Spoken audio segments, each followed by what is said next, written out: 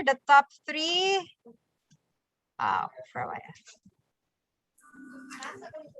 Did you enjoy the game? Wala. Di mo katingog. Sorry. Nag-enjoy din ay, nag-enjoy. Let me share the... Ayan. So our first, let me present the...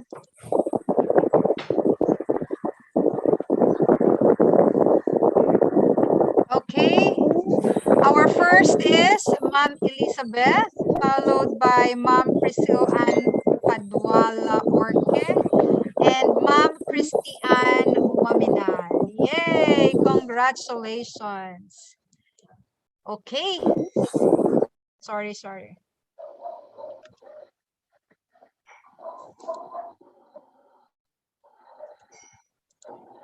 Okay, that's it. Congratulations to our top 3. Mag-message ako sa inyo haon niya. Okay, that's it. And I hope that was able to wake you up. Dili na mo sleepy in our afternoon session. Back to you, Miss Angel. Thank you so much, Ma'am Ellen, for that icebreaker. And hello, SPED teachers, our dear receiving teachers, SPED supervisors all over Region 10. Good afternoon, everyone. I hope you have had a fulfilling lunch break. And we're now on the afternoon session, still on day 1, where there are lists of topics in line to be discussed today, still in our 3-day regional training on the utilization of K-12 transition curriculum for learners with disabilities. So earlier this morning, we had an insightful message by none other than our regional director, R.D. Art Bayokot, where we were encouraged to embrace and address the challenges brought about by this pandemic, to still provide and deliver quality education for all, most especially for our dearly loved learners with special educational needs. We also witnessed how great of a storyteller was R.D. Art, no? Starting off with a story wherein we should look past our limitations, and ending his message with another inspirational story that at the end of the day, when we face our Creator, we will not be bringing any possessions with us, but the good moments we have done in our lifetime. And after that, another informative talk followed by our resource speaker this morning, Ms. Sheena J. G. Manuel, discussing on the policy guidelines on the adoption of K-12 transition curriculum and the guidelines on the use of the SPED curricula, all for learners with disabilities. And also, Ms. Sheena addressed the concerns and issues during the open forum after her presentation. So to proceed with this afternoon session, we will start off with the topic on learning delivery modalities and alternative delivery modes for learners with disabilities. So we will be learning which are the appropriate modalities and delivery modes for our learners. And the first topic this afternoon will be presented by the DepEd Region 10's Chief of the Curriculum and Learning Management Division. And just like this morning, you can send your questions by typing these into our chat box, and open forum will then follow right after the speaker's presentation. So to start, let me give you our first speaker, our first presenter this afternoon. A virtual clap for our chief in CLMD Region 10, Ma'am Mala Epra Bibang Daong.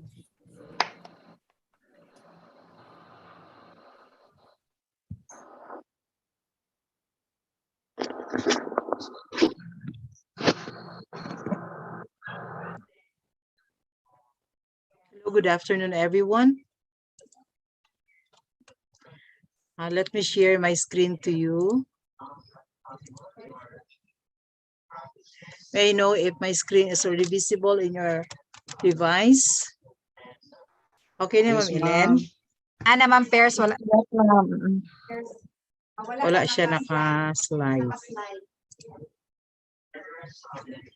Okay.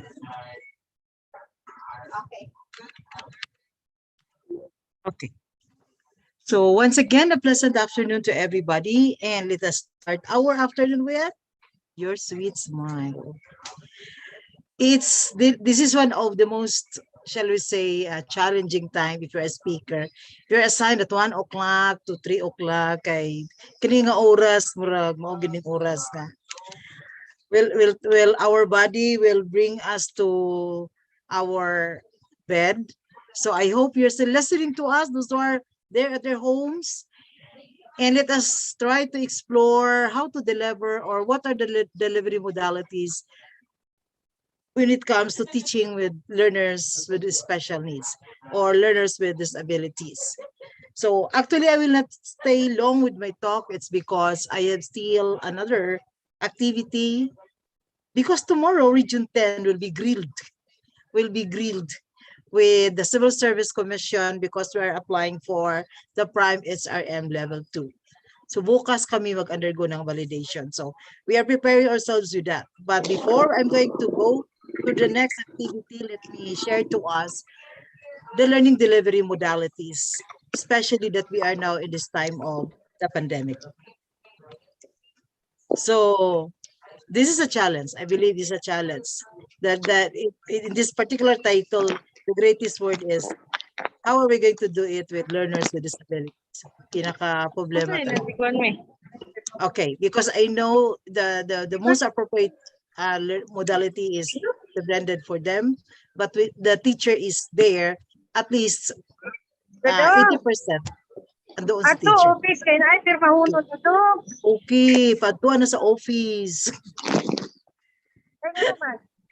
Okay, so sige, pirmahin na ka lang diha sa office. Okay, let me continue. Wala kay ka nakapirma. Who is that?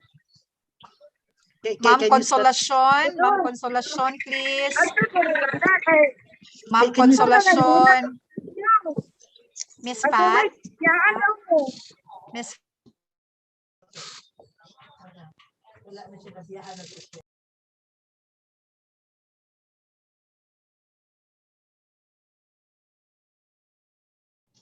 Ma'am, mute mo tanan. Na-mute ko kayo, ma'am. Sir Ralph, please ko kay Ma'am Perry. Thank you.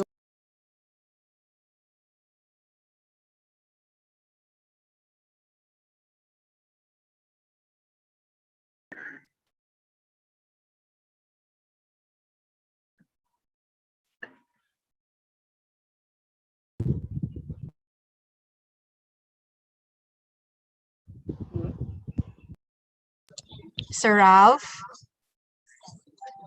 Miss Pat. Hello ma'am, Shara maka-unmute ma'am. Ma'am Pers, kindly unmute your mic. Thank you, Sir Ralph. Okay. Balik ko.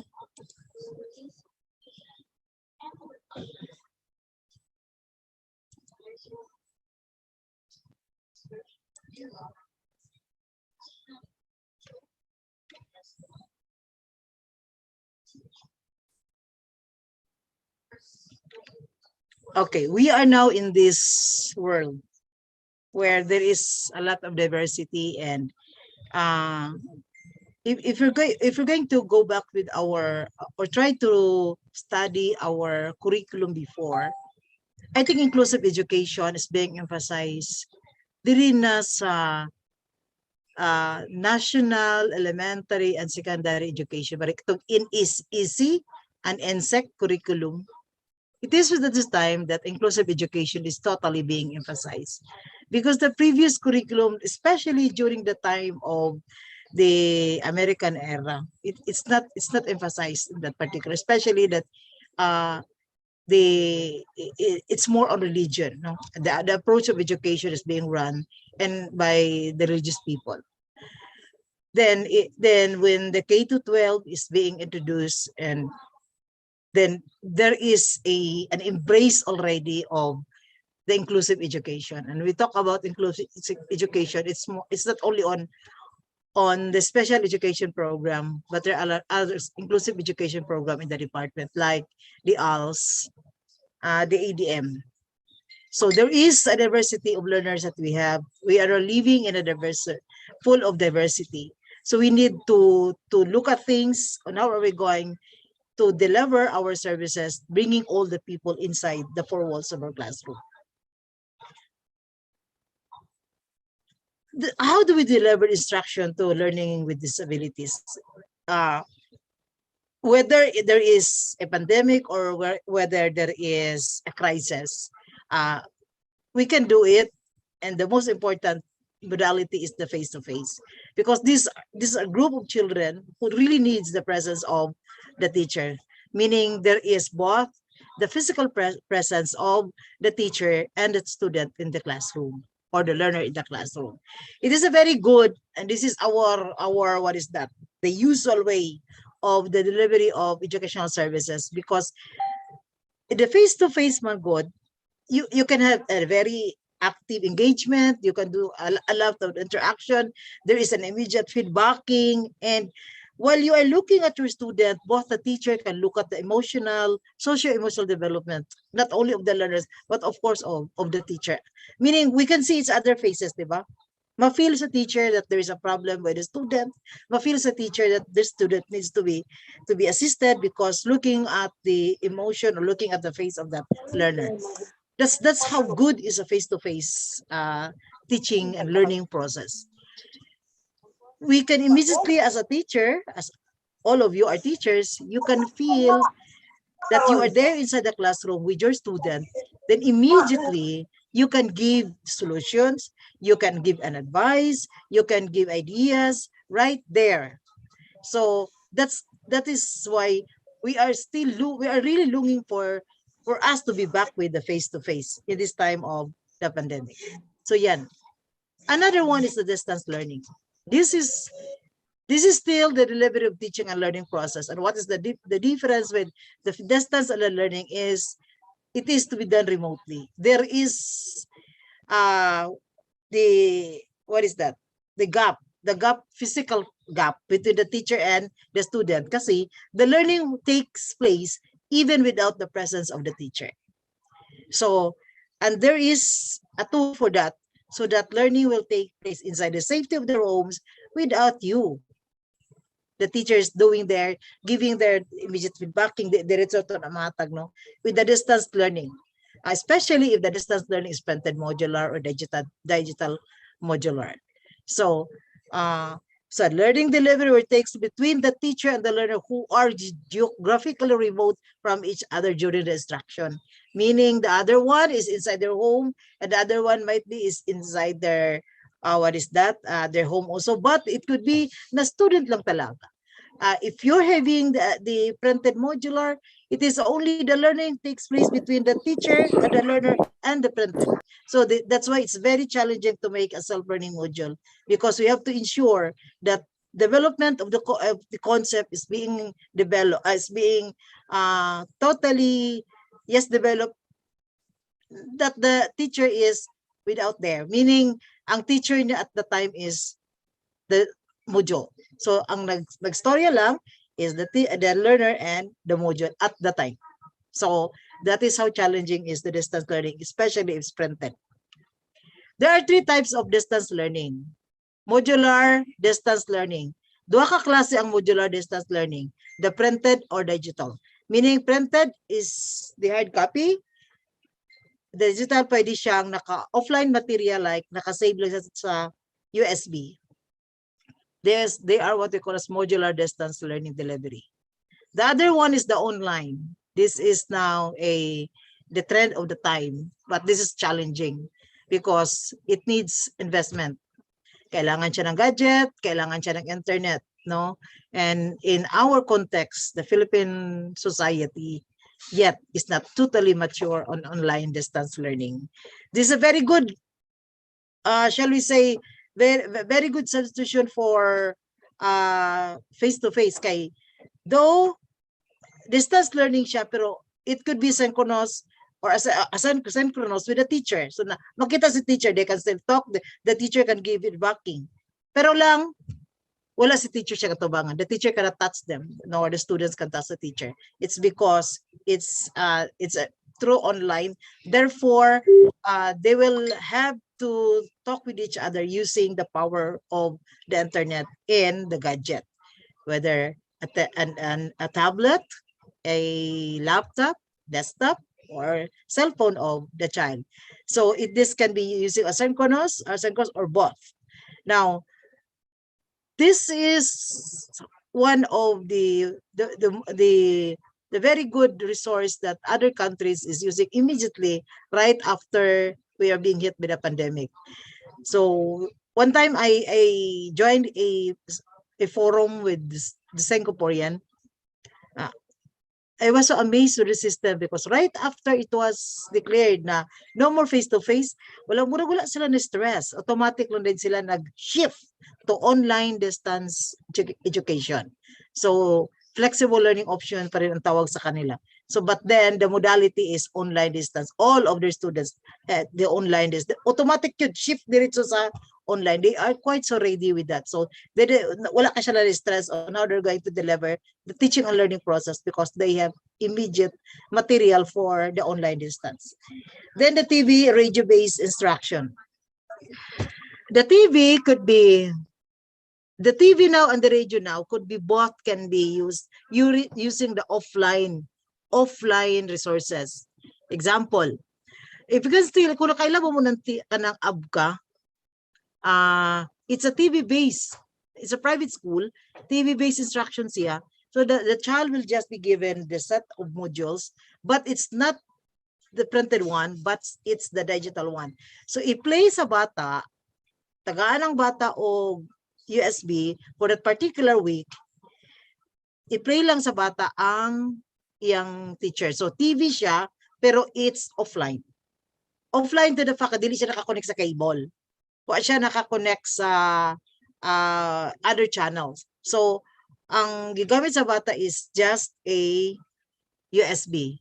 So the session for today is like that. Then there is also a session for them na combination of the online. So TV online sila.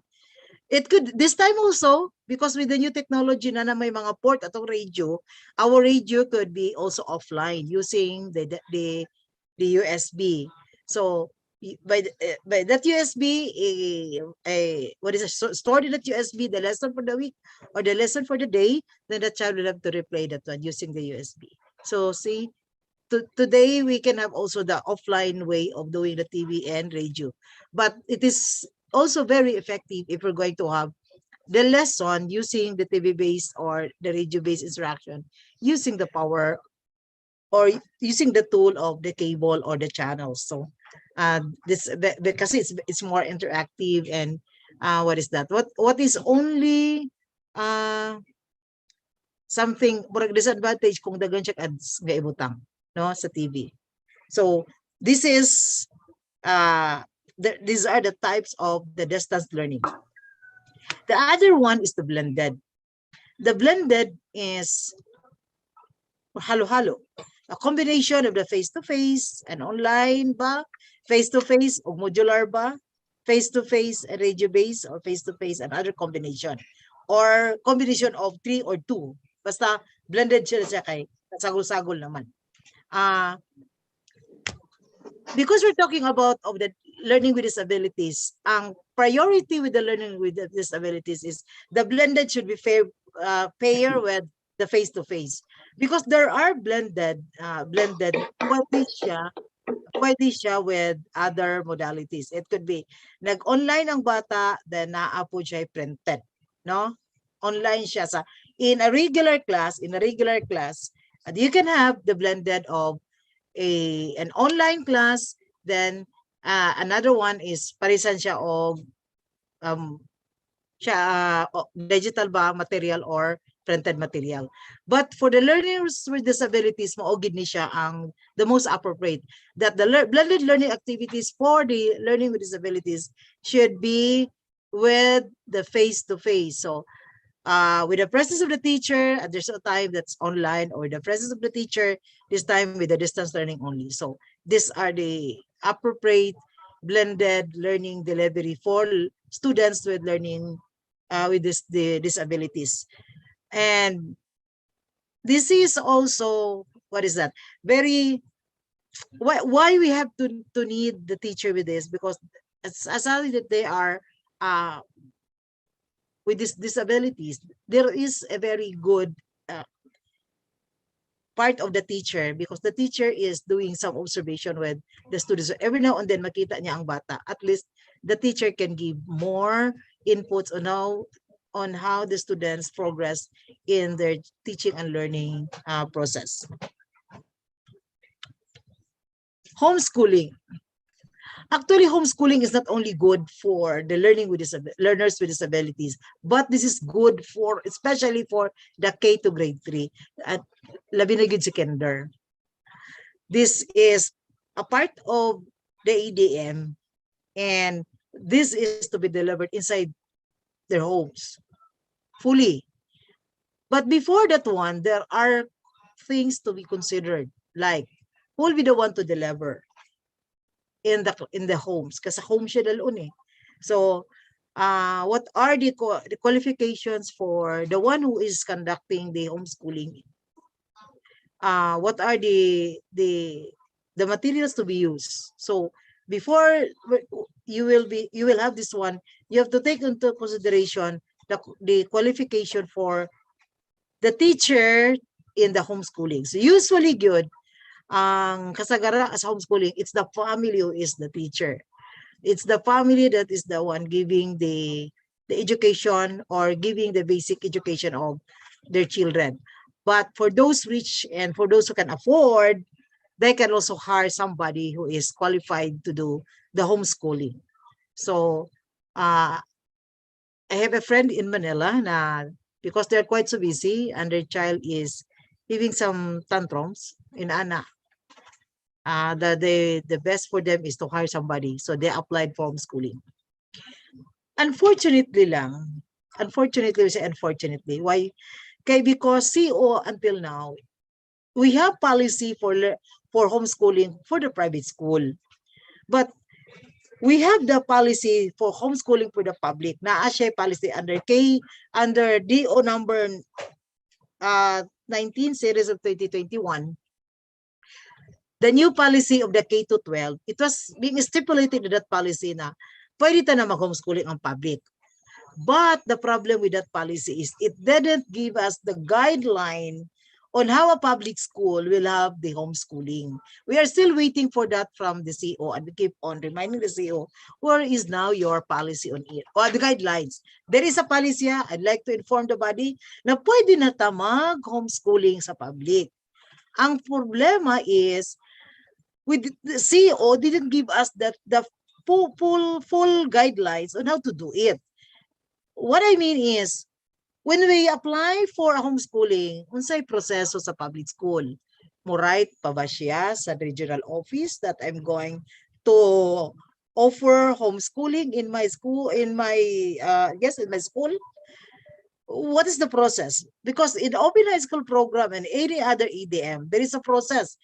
There is a process to be followed. The open high school program is, when you offer open high school program, kailangan mo, you have to write a letter of intent to the division, for the division office to give the approval, provide a copy to the regional office. So si division ra mo approve ana. But in the homeschooling, wala siya nakita sa policy. Nagingon lang siya nga pwede na ta mag homeschooling. So we're still waiting for that.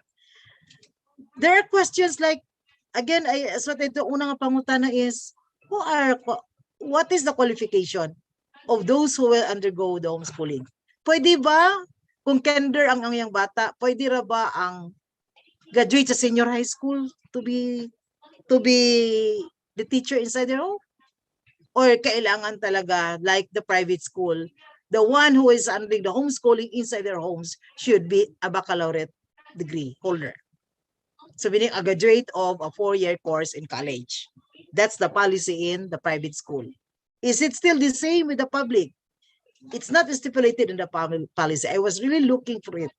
for that statement. Then if how are we going to do it? Do we still have to undergo training? Because as per policy in the private school, when they offer homeschooling, kailangan nila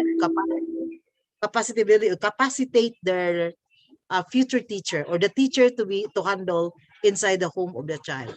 So what are the materials to be used? What's the grading system? How to do it? There are a lot of things that we're going to consider.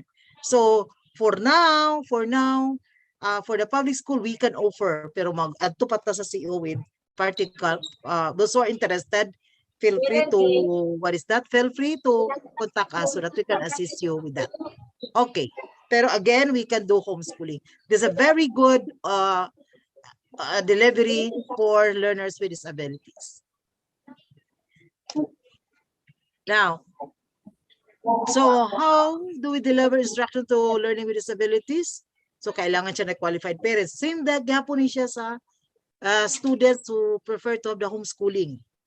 Tutors have undergone relevant training. It is ang iyang of course kung ako ang mama, if I'm going to hire somebody, then my child has a special need, then I have to hire somebody who underwent training on dealing with students with disabilities. Kailangan siya he or she is good in it. So these are some of the questions that we're going to consider when we will have the homeschooling. Now, I add some guidelines from the suggested strategies in the delivery of distance learning delivery mode. So again, as what I told you, na atay PMDL or yung printed modular distance learning. This is pwede siya digital or printed modular DMDL o PMDL. So these are materials nga kung printed katong SLMs nga papel, hard copy, kung digital, those are those materials that can be used for the desktop, laptop or tablet or mobile, no? So it could be in a PDF file kung ibutang siya dito, videos, audio lessons, electronic SLMs, and other materials that you can store your material to that device. Okay, so there are students with learning with disabilities na pwede siya sa distance learning na printed modular or digital modular. Now, online distance learning. I inserted this one kaya wala siya naklaro dito sa atong yan nga. Somebody is again kindly switch off your or mute your device. Okay? Or nawala na ba siya? Ma'am Ophelia Galamiton, please. Mute. Okay. So, the online distance learning is, of course, you need to have the laptop, the tablets, the smartphones, desktop computers, where you can access online resources and internet connectivity. Sa DepEd, I just to remind you nga natay mga available materials sa DepEd. Natay DepEd Commons, na mga you try to look at it, base na mo makita for learners with disabilities. Natay DepEd Learning Management System or LMS under Microsoft Teams. And there are a lot of recognized by DepEd that is good for online learning, distance learning. Example, Edmodo, pwede na ito na gamiton. It's a tools and resource to manage classrooms and engage students remotely. So this is offering also a variety of languages. Google Classroom, these are very good resources, I mean, way of conducting the distance learning. Kailangan ito, if you are having the distance learning, kasi for you to record the students and also for the students to submit their materials and for the students also to monitor their progress. So Google Classroom, Schoology, so tools to support instructions, learning, grading. Very good in Schoology for the grading of students, assessment of students. Then the Moodle, the modular object-oriented dynamic learning environment. These are some of the recognized by under DepEd aid memo nana sa memorandum, recognized and recommended by the Department of Education to use when you're going to use or apply online distance learning. Now, ang DepEd ICTS uses Moodle as the platform for DepEd learning management system. Actually, if you're going to study well our Microsoft, and I hope you are now using your DepEd .gov.ph, because you can access our Microsoft 365 where you can access freely these resources. Pwede mo gamit. Gwapo ang class notebook of the Microsoft team.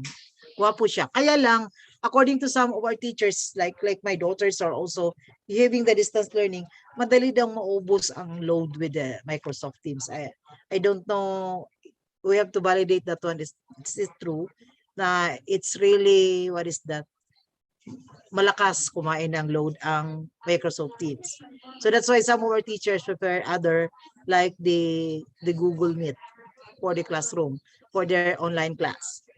Now, there are many learning management system available. You are not being boxed with this. You can also use other way to use other LMS. Na daghan kang gipang offer diri sa opisina, daghan diri gapang sulat sa amo to recommend and to invite some of our schools to join their LMS. So you try to search, you try to look for very good materials that you think is appropriate to you, and you think also na comfortable ka to use, confident ka to use of that certain distance learning resources and tools. Now, I'd like to emphasize this one. Sa kanang memorandum that suggested strategies in the implementation of distance learning delivery mode.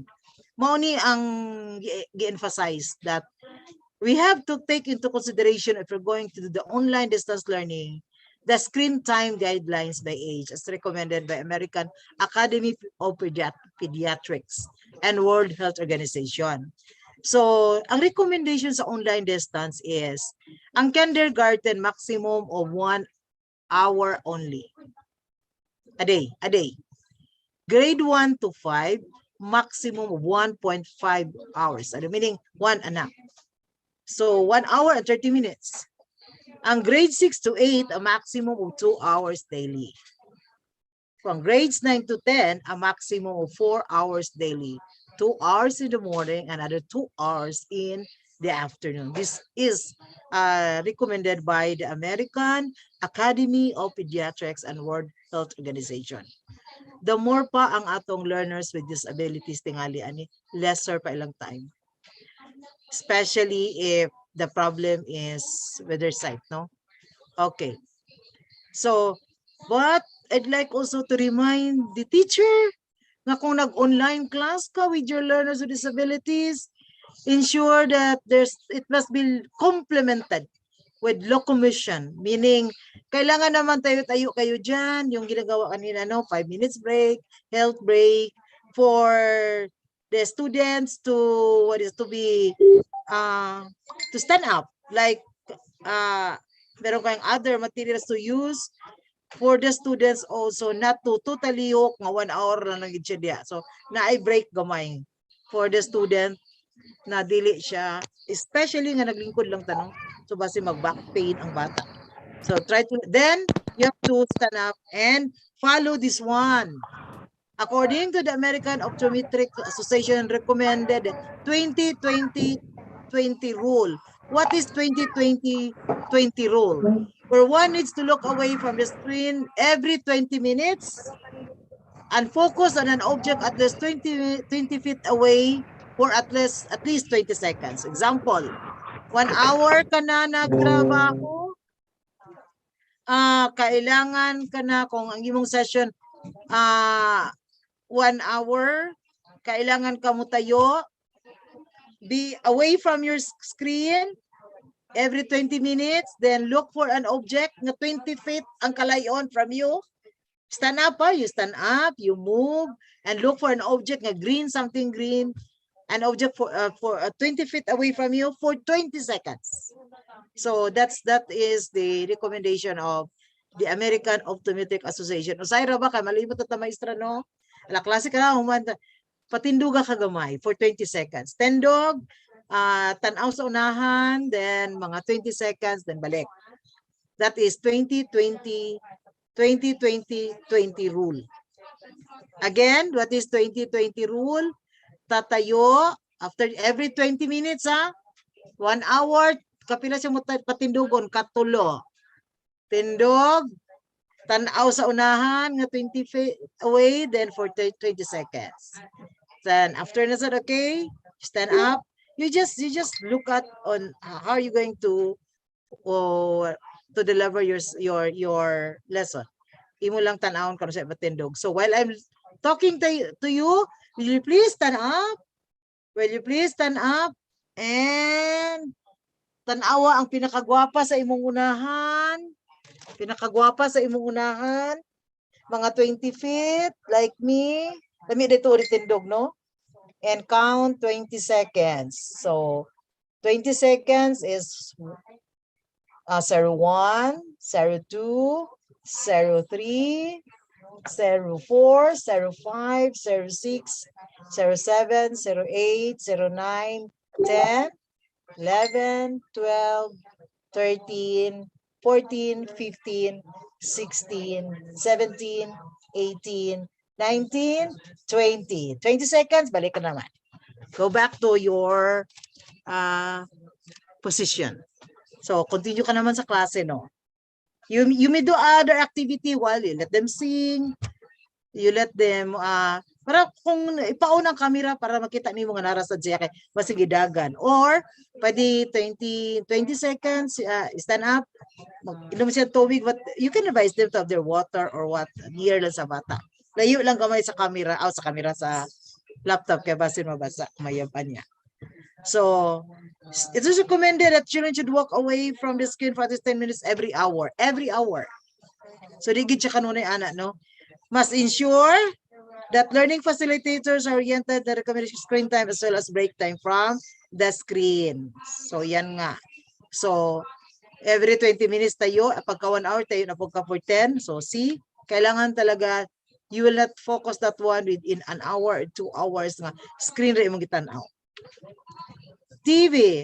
So, these are very good platforms. Now, I hope you have your materials and you try to convert that materials into TV and radio-based lessons. Sorry, packages na yung mga learning packages for learning with disabilities. Please convert that one into TV and radio-based lessons para magamit ninyo for your radio-based instructions or TV-based instructions.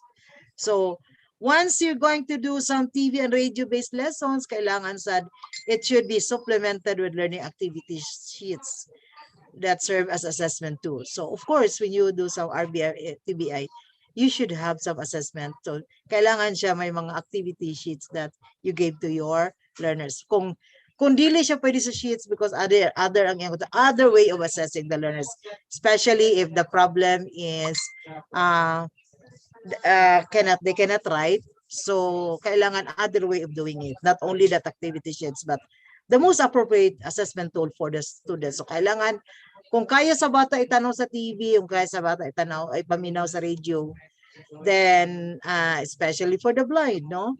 So, they can use the radio for them, then provide also assessment to those type of learners.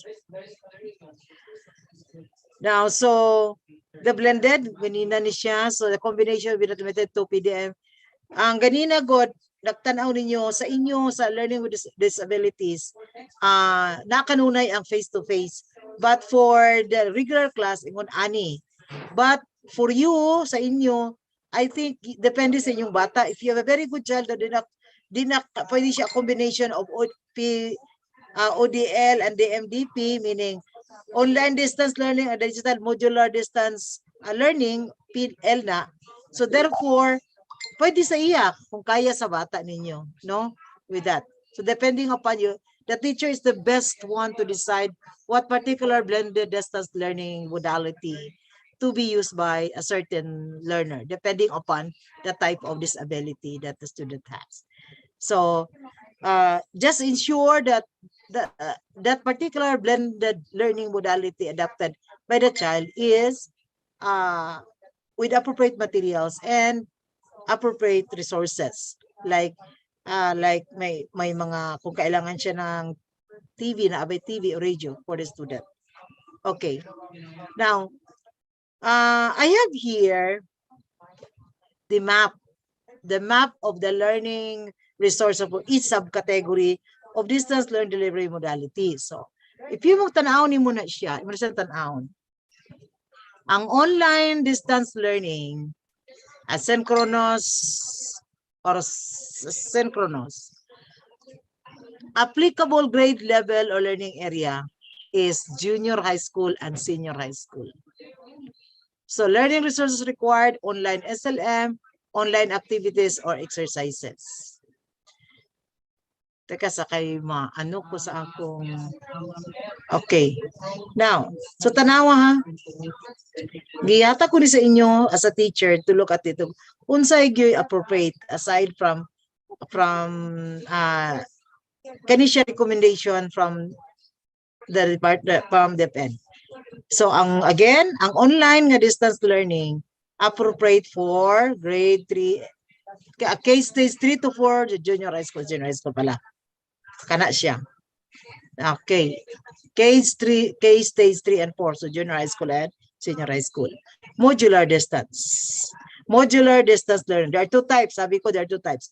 Digital and printed modular. So, digital, mauning kaibutang sa mga USB or ibutang sa kaning lingin, desk. Then, the printed module, of course, the hard copy. Ang digital is good for case stage 3 and 4. Offline digital SLM, offline activity sheets. Pero ang printed modular is gi-recommend nila for the printed modular for the case stage 1 to case stage 4. So from kinder to senior high school. Pwede ang printed modular. Munang most of us use the printed modular. Ang TV, video, or RBI distance learning, if you're going to look at it, ang naka-green. Applicable siya sa case stage Ken 1 or kinder 2, grade 3. Why? Why do you think? I think this is the most critical stage, di ba? This is the stage that there's the learning with their numeracy and numeracy skill.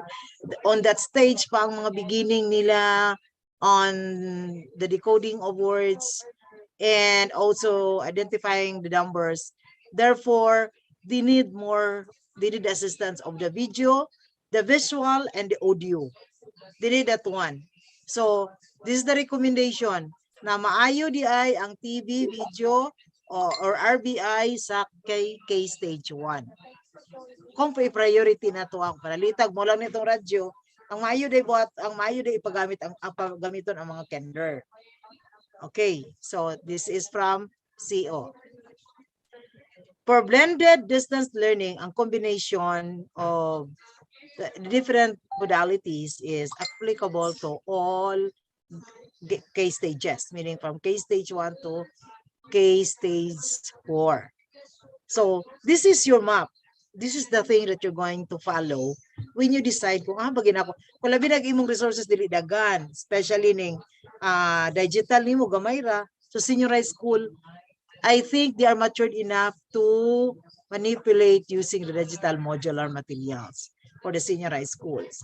And why also nga ang TV, ang radio is pinaka-priority ang kinder because they need assistance in their learning of reading and math.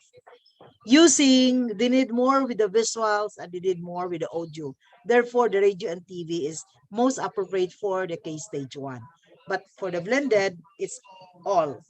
And again, in blended sa learning with students with difficulties or learners with disabilities, ang ilang blended ninyo is kailangan parisan sa face-to-face, no? That's the recommendation inyo. Pero as what I said, if you think the child can tackle nga kaning klase na combination, then fine. then fine. It's just okay. Okay. So how else? We need to help one another. We need to innovate because we got short of the materials for the distance learning for learners with disabilities. Therefore, we need to plan more. We need to create more. And what is the more? It's on the materials that we're going to use. And of course, continue to enrich teachers with your skills in the delivery of the teaching and learning process for our learners with disabilities. So work together, show them that we care them, because this is what matters to an inclusive education. They need our presence. So they need us, and they're creative enough to work, to plan, to make an interactive resources so that our learners will find the teaching and learning process enjoyable even inside their homes. We are being hit with the crisis and we are not yet sure when to go back fully to our classroom. Ang atong mga eskwelahan karon mura pag mga haunted houses, no? Na yung mga room tinghalian ang wala na to is maestra, lagi itong layo kayo. So I hope you continue to make your school beautiful, to make your school for learners with disabilities very attractive to them, interesting to them, because one day babalik rin sila. One day babalik rin. But then I would like to remind you that there is a possibility na ang atong mode of delivery or the learning modality now, with the time na everything will be okay na gyud, magpabilin pa gyud ni ang distance learning delivery mode. We will never go back to full time. There is really now a chance or a situation that we have two types of kanang sa atong enrollment form bitaw, two types na ang kunon sa bata chikan. I'm going to enroll this school. Paliun na din siya face to face, distance learning delivery mode. Paabot sa distance learning, pachiko na po siya usang klase, no? So this is, and now that's why I am challenging people involved in inclusive education, especially special education program, that continue to develop a very good material, not only for this time, but continue to do it, continue to make it, shall we say, so interactive, so interesting, kay mo na gina ang atong material for the next generation. Mauna na, magpabili na ni ang distance learning. There are schools nga duha na gid ka klase ang maestra or duha na gid ka klase ang handulan. I have my face-to-face na apog ko'y distance learning, because there is really a time na nga ang bata mo distance learning na.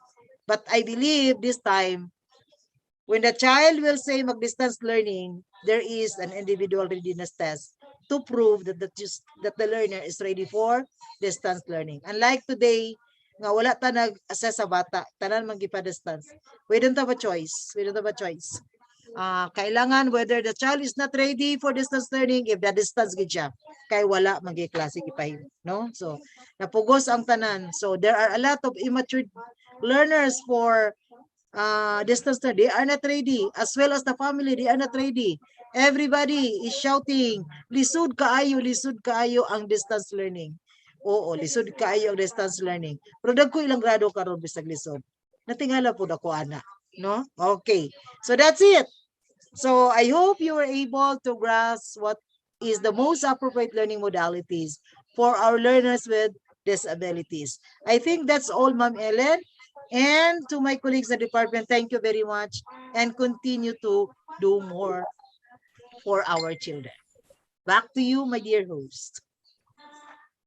Thank you so much, Ma'am Perry, for that clearly and thoroughly delivered talk on learning delivery modalities and alternative delivery modes for learners with disabilities.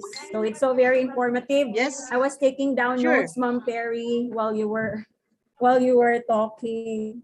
We still have time, Ma'am Fair, for an open forum right after. Sure, my dear. Shoot. Okay, so let us now proceed to the open forum and questions from the participants. Ma'am Ellen, I'll give you the floor to facilitate, ma'am. Thank you, Miss Angel. We only have one question here in the chat box coming from Cyril Marie Redulia from El Salvador City. Will it be possible for public school to have a homeschooling? And what are the documents they need to prepare? Ma'am Perry? As what I told you a while ago, we have the policy. Meaning, we are allowed to do the homeschooling. Kaya lang na-ay lapses sa policy. Ang kulang sa policy is how to do it. But you can make it. And I think since absent sila, naay ilang gibutang sa school effectiveness toolkit dito. Pero ang problema, it's not yet a policy. Mura ba siya, nagimo sila gaya, wala pa kayong policy. But if you want to, go. If you want to, we will assist you now to do it. And we will, what is that? Because other regions nag-implement man sila on how to do it. In the first place, what we're going to see is the capacity of the people inside the home, kung kaya ba niya to conduct the homeschooling. So yan nga. So if El Salvador plan to do it, we will support you with that and all other divisions, because that's one of the most appropriate learning modality, the homeschooling for learners with disabilities. I will try again, kaya sige ako kulit na kay ko sa siyo pangitaan na yung policy. But you can have naa siya sa school effectiveness toolkit. Naa dito dili ka siya detalyado lang. Pero as to kung ma'am pwede o dili pwede na naman sa iyang policy. You look at Department Order number 19 series of so Department Order number 21 di series 21 series of 2019. That policy allows the public school to operate homeschooling. Kaya lang, wala lang dito sakto ang guideline. Kana bitong guideline nga detalye good. How to what are the qualification for teachers? How to conduct the training? What's the grading system? There's still, kung ako mag-homeschooling ko, kailangan mag-attach pa ko sa school o mag-attach siya sa school. So, ang grado, ipasa, kinsa ang handle. These are the things that we're going to, kalabi na graded nga bata. Pero okay lang itong wala, no?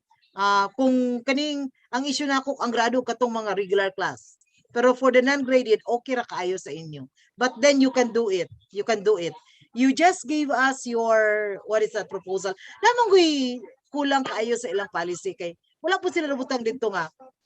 First thing that you're going to do is you have to write letter of intent to the division ba or to the regional office, informing us that this division or this school is going to offer homeschooling for the kinder or the learners with disabilities. Wala mong good kayo anak gibutang dito.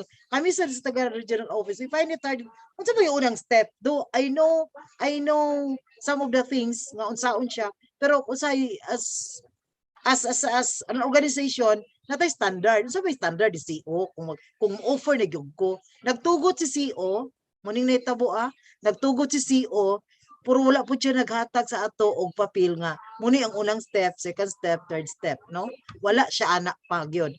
But according when one time I asked Director Ayala with that of the Bureau of Learning Delivery, you can refer to the school effectiveness toolkit.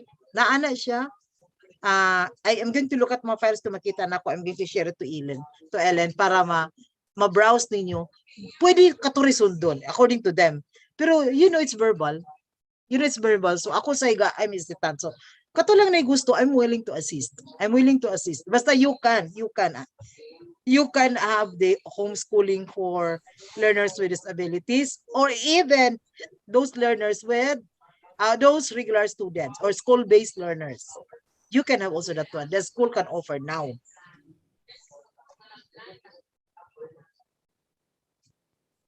Okay, so yun, Ma'am Ellen.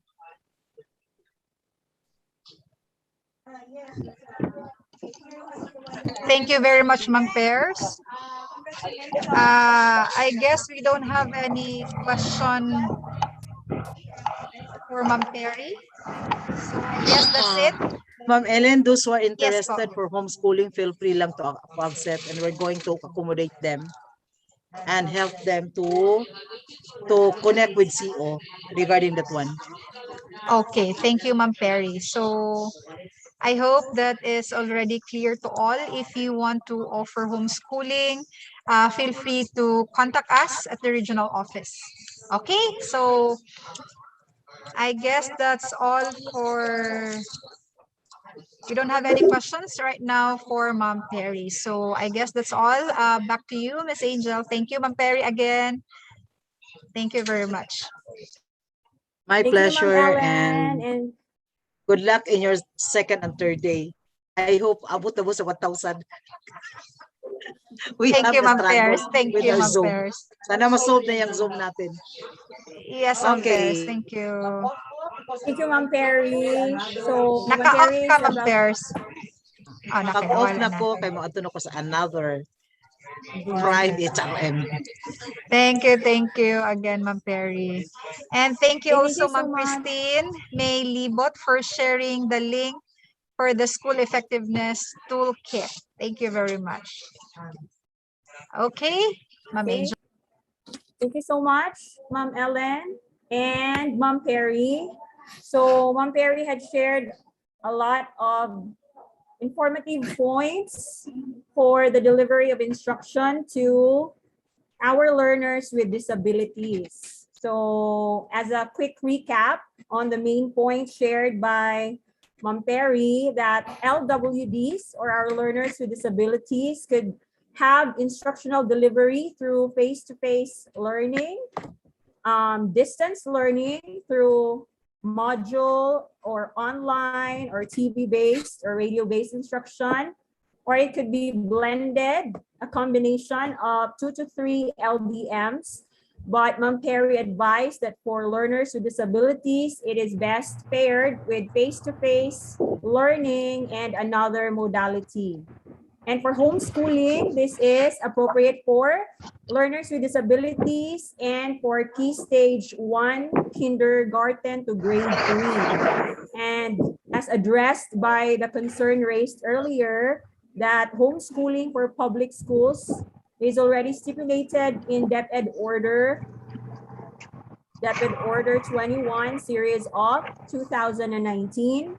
But there are still no guidelines given by the central office. And also for homeschooling, there must be a qualification for parents and guardians, and as well for tutors, relevant training. Okay, so that's all. And Ma'am Perry also emphasized about screen time, the guidelines by age, that online should be paired with locomotion, audio, and motor sensory experiences for our learners, and as well as the useful map of learning resources needed for each subcategory of distance learning delivery modality. So I think that's all the main points shared by Ma'am Perry on the first topic for this afternoon on learning delivery modalities and ADM, or alternative delivery modes, for LWDs. Okay, so our second topic will be delivered by Ma'am Ellen D. Cabahog, and it will center on the standard form for transition program.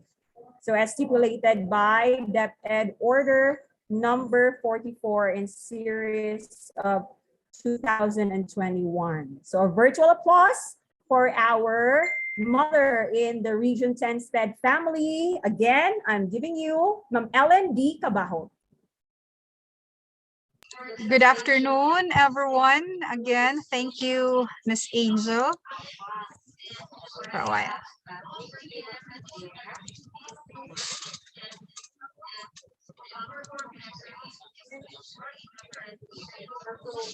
So this afternoon, I'll be sharing with you. Let me just check. Can you see my screen now, Miss Angel? Not yet, ma'am. Okay, for a while.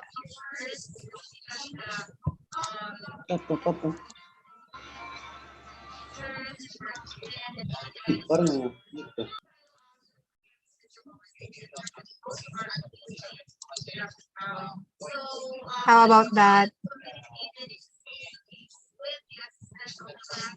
It says it's starting screen sharing pa, ma'am. Okay. Okay, so again, good afternoon, everyone. Let me know, Miss Angel, if you can see my screen, ha. Okay, thank you again, and thank you for staying for the afternoon session. We still have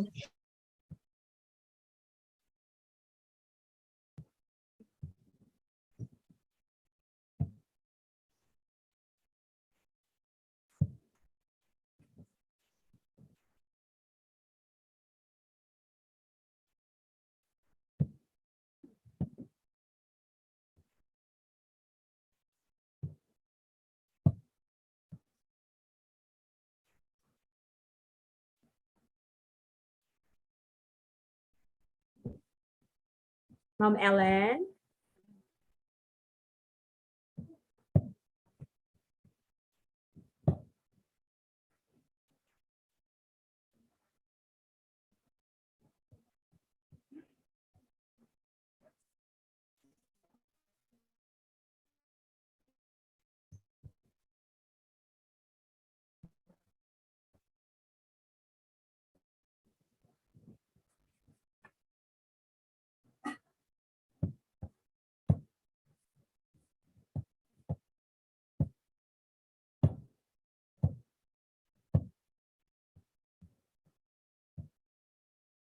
I think there's something wrong with the internet connection of the regional office. There's Good experiencing afternoon, ma'am. We are fixing it now, ma'am. Mag-rejoin si Ma'am Ellen in a while, ma'am. Okay, Ma'am Pat. Thank you, ma'am.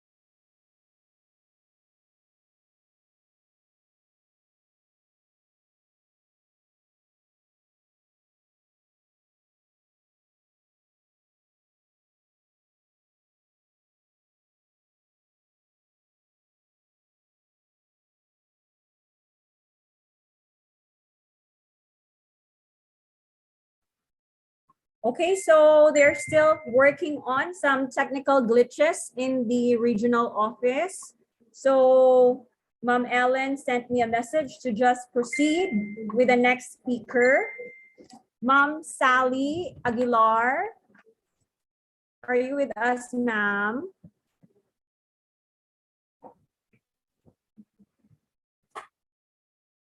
Because right after the talk of Ma'am Ellen, we will be discussing a walkthrough on the K-12 transition curriculum for learners with disabilities. And these topics on care skills package would be delivered by the education program supervisor of the Division of Misamis Oriental, Dr. Sally S. Aguilar. So I am inquiring if Doc Sally is already here with us. So we can proceed. Not yet. Maybe Doc Sally is not yet here. And then that would be followed by the discussion on the functional skills package, still with the education program supervisor of the Division of Misamis Oriental, Doc Joanna Ruby L. Presente. Ma'am Joanna, are you with us?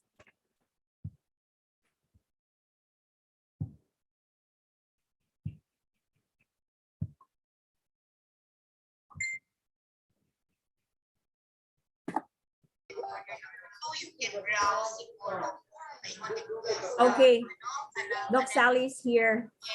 Yes, Ma'am Angel. Good Okay. afternoon. Okay, ma'am. So they're still working on the technical glitch in the regional office. Could we proceed with your talk, ma'am? Sure, sure.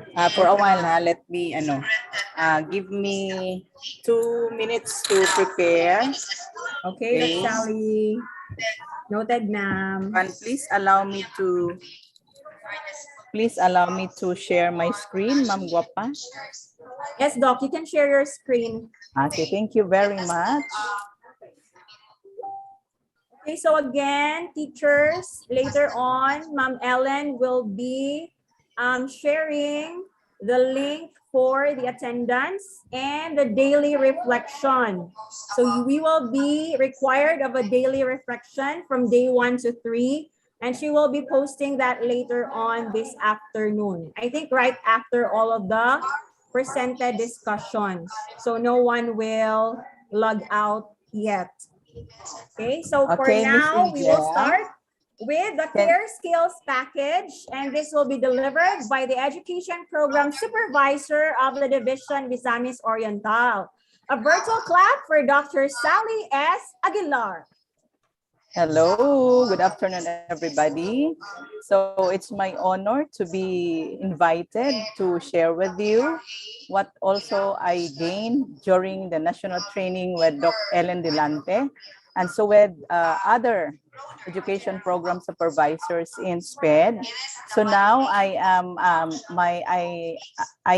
our new SPED supervisor is Dr. Joanna Presente. So equally and more competent when it comes to special education. So can you see now my screen, Ma'am Angel? Yes, ma'am, we can Okay. see it. Okay. Excuse me, Ma'am Leia Tarnate. Naiga-dok-dok, ma'am. And the user with the username B2026. Kindly mute your microphones. Okay, go ahead, Doc Sally. Okay, thank you very much once again. So let me proceed with my CARE skills package. So let us walk through to our K-12 transition curriculum packages for learners with disabilities. So let me begin with my new slide. Hanggang ko magsugod for a while. Okay, so I have here a saying. So let me start with this saying. If a child can't learn the way we teach, we should teach the way they learn. And I know that that is what we are doing. That is why we are all here. So my greetings and salute to our Regional Director, R.D. Art Bayokot, to the Assistant Regional Director. Then we have also our chief and all the regional supervisors there, headed by Dr. Malaepra Magnaong. And of course, the program and the education program supervisor handling the special education, Dr. Ellen D. Cabahog. So, and to all the participants, a blessed, peaceful, and warm afternoon to all of you. So, this first curriculum introduced to us is called the CARE Skills Package. And again, this is intended for our K-12 transition curriculum for learners with disabilities. And we must always remember that according to what from the central office speaker, that it doesn't mean that we have to finish all the competencies. So it is up to us if it is time for our learners to proceed or to have the transition when it comes to our curriculum. So what is this CARE skill package? So this is the description. The CARE skills package contains the basic fundamental competencies that will enable the learners with disabilities to perform their best independently and develop their potentials to the fullest. So we know that our special education or the learners with disabilities needs really our guidance, our love, and our protection. So with this package, so we know that they will really develop their potentials and also to be independent.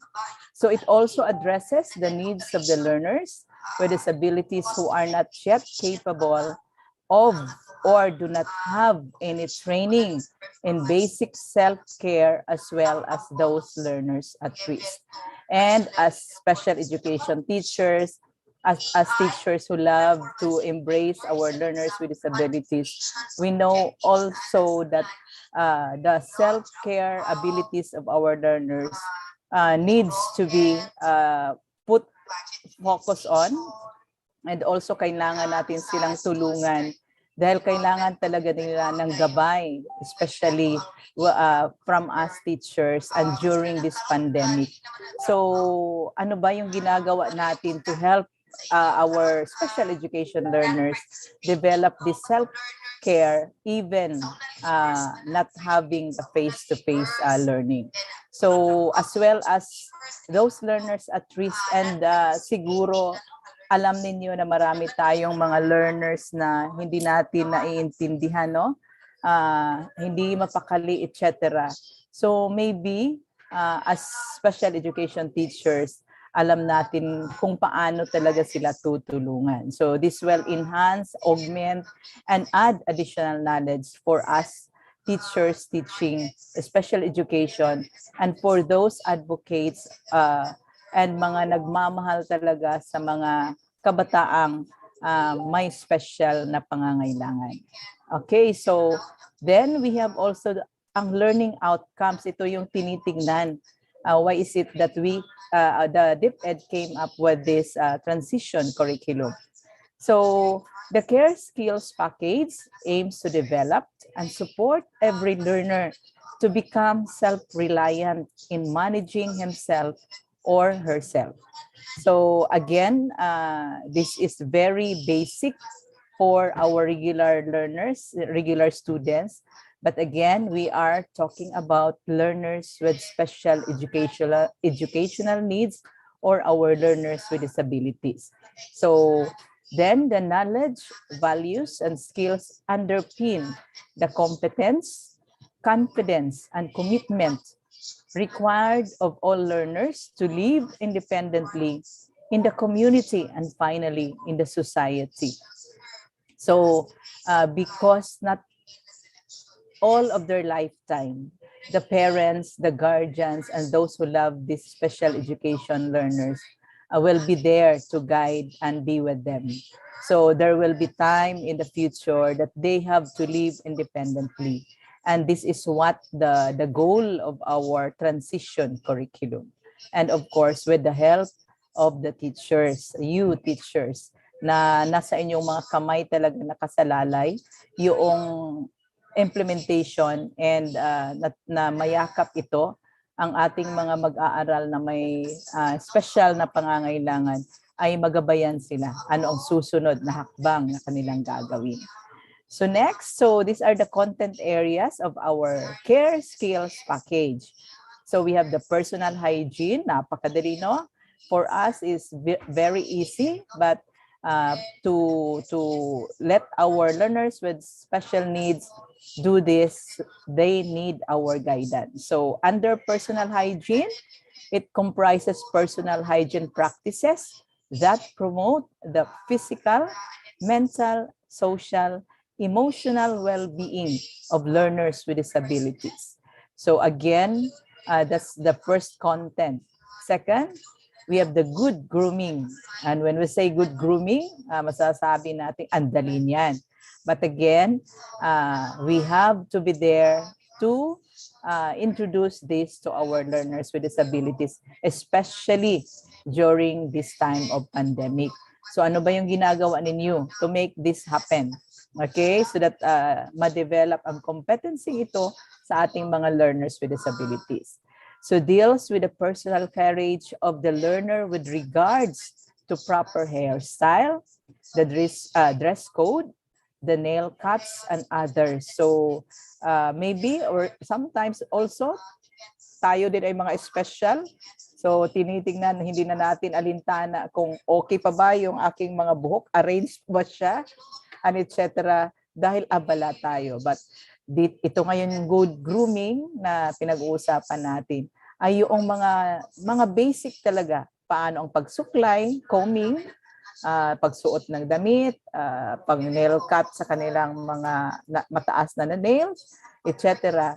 Nang sa ganun maiwasan din yung makasakit sila or masaktan nila yung kanilang self talaga. Then we have also growth and development. This covers the changes during puberty and puberty-related health issues and concerns. So when it comes to this, so really our special education teachers have the hearts when it comes to this growth and development. And I know how understanding, how patient, and how lovable our special education teachers. So I learned and I know that from our teachers here in Misamis Oriental, our SPED teachers. So then we have the health habit and nutrition. So this content addresses the importance of eating healthy and establishing good eating habits, especially for children and adolescents as a way to enhance health and prevent diseases. Again, it's our knowledge that some of our learners just would like to eat, even us, right?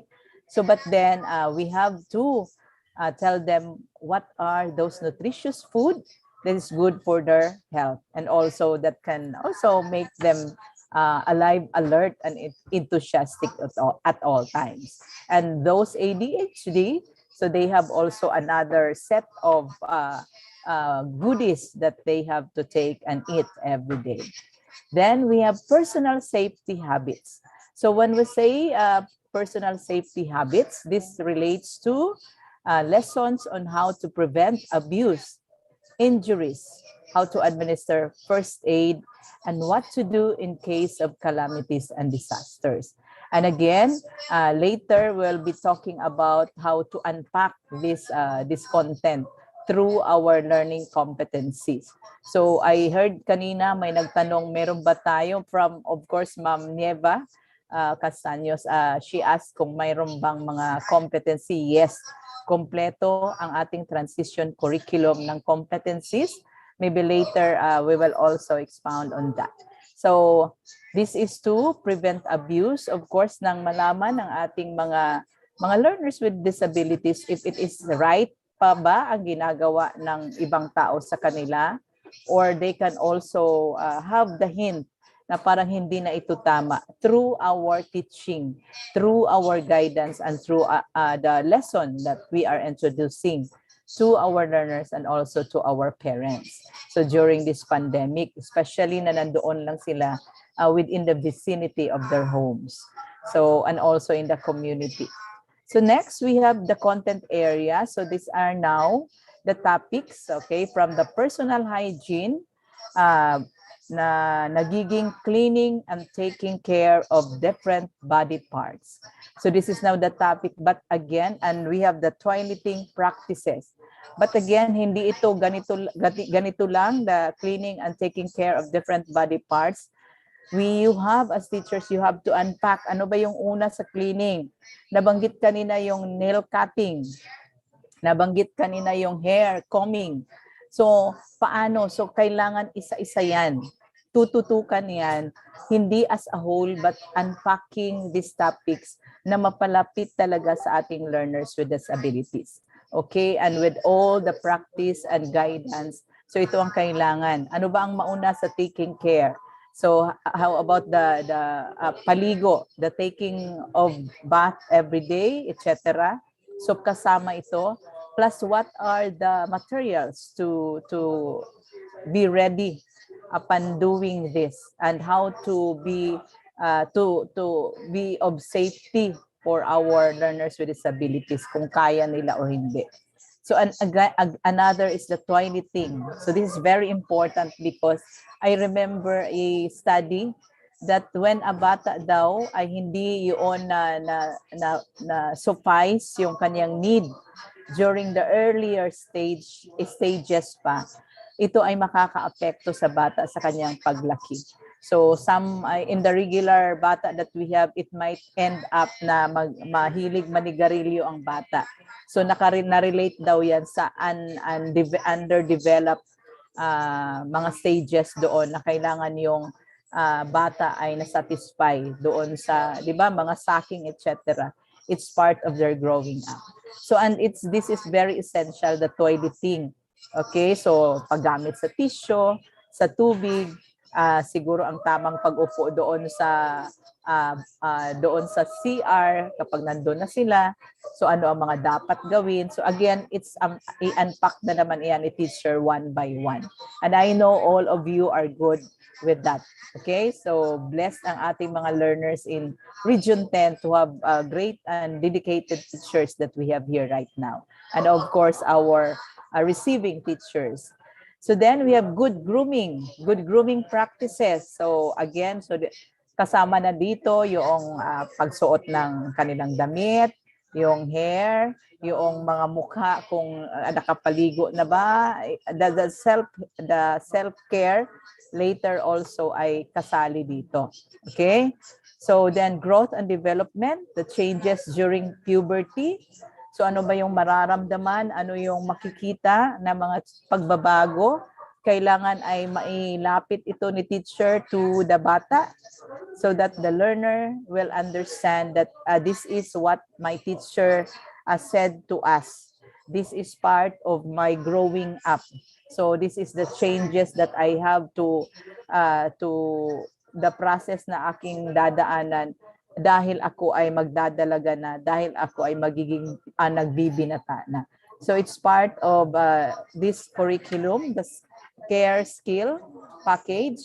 And we have also the puberty-related health issues and concerns. So paano na nila i-take care ang kanilang sarili. So na hindi sila mangangamoy, okay, and etc. So again, this is part of the care package that we will be talking about now.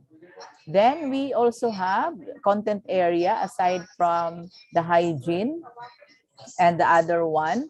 So we have the health, habit, and nutrition.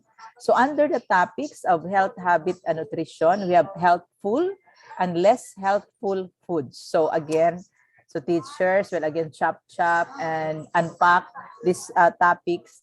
And good afternoon. Kisa ni? Ma'am, si Jill, ma'am, makahuli ko sila. Ma'am Edith Permano. Ako dito pa Ma'am Edith. Okay, Ma'am thank Edith. you so much, Doc Ellen. Hindi siguro napansin na hover, so na-unmute ang kanilang mga microphone. So we have also good eating habits, kasali siya. The food safety, nabanggit ko kanina, ano ba yung mga foods, of course masarap lahat. Pero ano yung mga safety tips na kailangan turo natin sa ating mga learners and also our parents.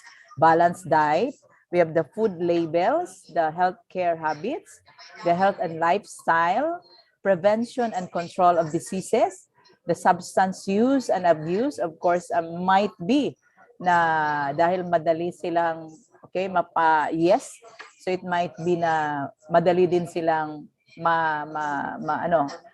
motivate to use. So ito dapat ay na kasama sa ating ituturo dito sa transition curriculum under care package.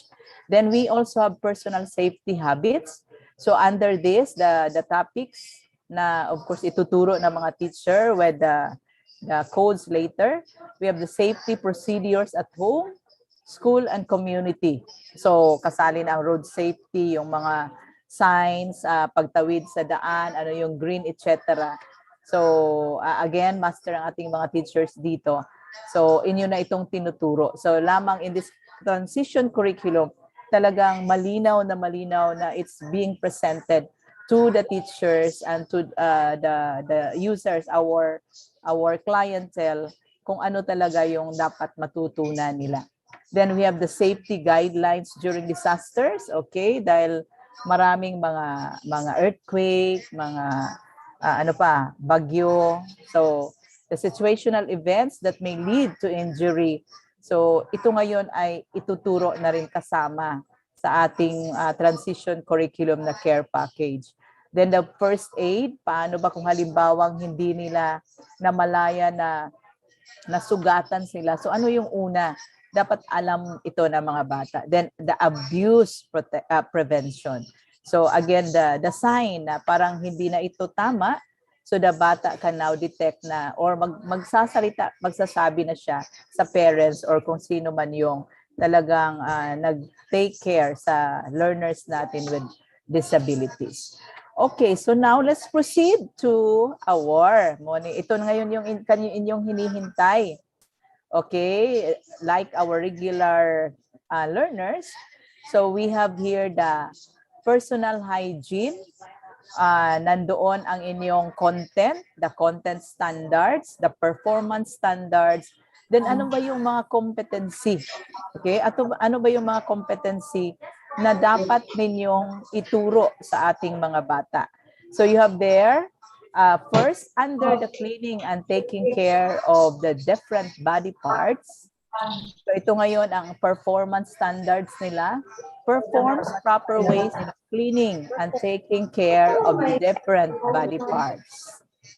Okay. So ang competency, meron tayong 4. We have recognized the importance of cleaning and taking care of the different different parts of the body. So we have the code. So nauna dito ang inyong content, ano ba yung nauna ang ating transition program. Ang next ay ang content. Ang sumunod ay ang grade level at ang pang-4 ay ang learning competency. Okay. So we have here, ang mga code na yan ay nag-represent sa mga arrow na nandoon. Then pangalawa, demonstrate proper ways of cleaning and taking care of the different parts of the body. And practice proper ways of cleaning and taking care of the different body parts. Then display self-management in caring of different body parts. But again, ito ay kailangang i-unpack pa ni teacher. Dahil kung sasabing body parts, paano sa kamay, paano sa lieg, paano sa iba pang mga bahagi at hindi yan kaagad nakukuha ng ating mga, of course, merong nakakuha agad, but meron talagang kailangan pang uulitin. Okay? So, i-unpack niya siguro una muna ang upper part, then susunod ang lower part. So, nasa teachers na yan kung sa palagay niya ay ano ang dapat na una. So, unpacking again of this, dahil hindi naman siya araw-araw na nagbabago kayo ng learning competency, titignan lang at saka titignan ninyo kung gaano ba, how many days kung ituturo ang care skill, care package. So kung ito ay 1 buwan o 2 buwan ko siyang ituturo, so I have to, the time on task, okay? So siguro ito 3 araw, ito another, etc. So nang meron kayong goal na talagang ma-attain na siya at the end of that target date na natapos ninyo. Of course, na natutunan din ng inyong learners. Then we also have the toileting practices. So demonstrate understanding of appropriate toileting practices. Then practice the appropriate toileting practices. Meaning, the bata can really do this by her own or his own, na nagagawa na niyang mag-toilet na siya lang mag-isa. Of course, nandoon pa sa simula si parents and etc. But later on might be independent na siya dahil yun yung ating goal, no? Then we have here the learning competency. Identify the common materials used in toileting practices. So of course, yung mga tubig, the tissue, the soap, the towel, etc. Kung yung mga kakailanganin talaga. Then this is the code. And we have the recognize the different toileting etiquette. So ano ba yung proper, yung manners, yung tamang gagawin. And number 3 is demonstrate the different toileting etiquettes. So again, kung nakita ni teacher na kailangan pa siyang i-unpack, so pwede, as long as nakita ninyo na ito ay kailangan talaga ng inyong mga learners. Okay. So then, punta tayo sa good grooming. Okay? Kung ang ating mga puppies ay ating sinusuklayan, of course, much more sa ating mga kabataan. So, tuturuan natin sila. We have there the demonstrate understanding of appropriate toileting practices. And we have practiced the appropriate bumalik ako, sorry. So, good grooming nako. So, we have here, determine appropriate good grooming practices. So, narito na ang bathing, pagpaligo ng bata. Then, di ba ang iba talagang gusto sa tubig?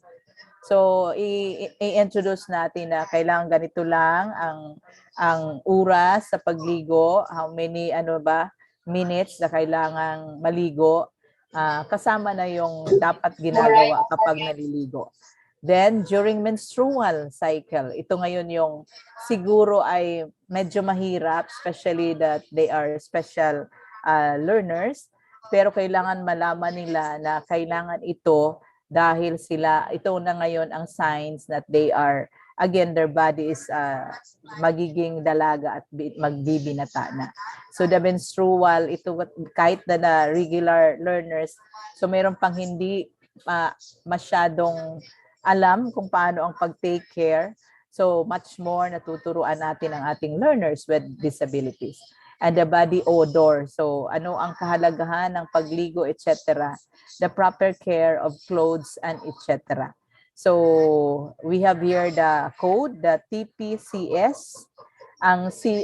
We have here the GG and GP and NG, and that's Learning Competency 1 for good grooming.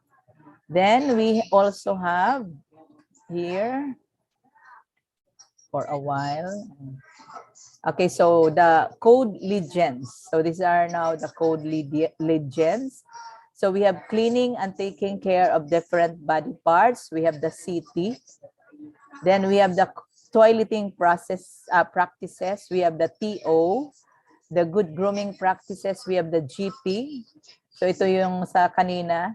Then we have the changes during puberty. We have the CD. Puberty-related health issues and concerns, the PU. Then we have the helpful and less helpful foods. We have the HL. We have the good eating habits. We have GH. Food safety, FS. Balanced diet, BD. Food labels, FL. Healthcare habits, we have HH. We have health lifestyle, HE. Then we have prevention and conduct of diseases, PC. Substance use and abuse, we have SU.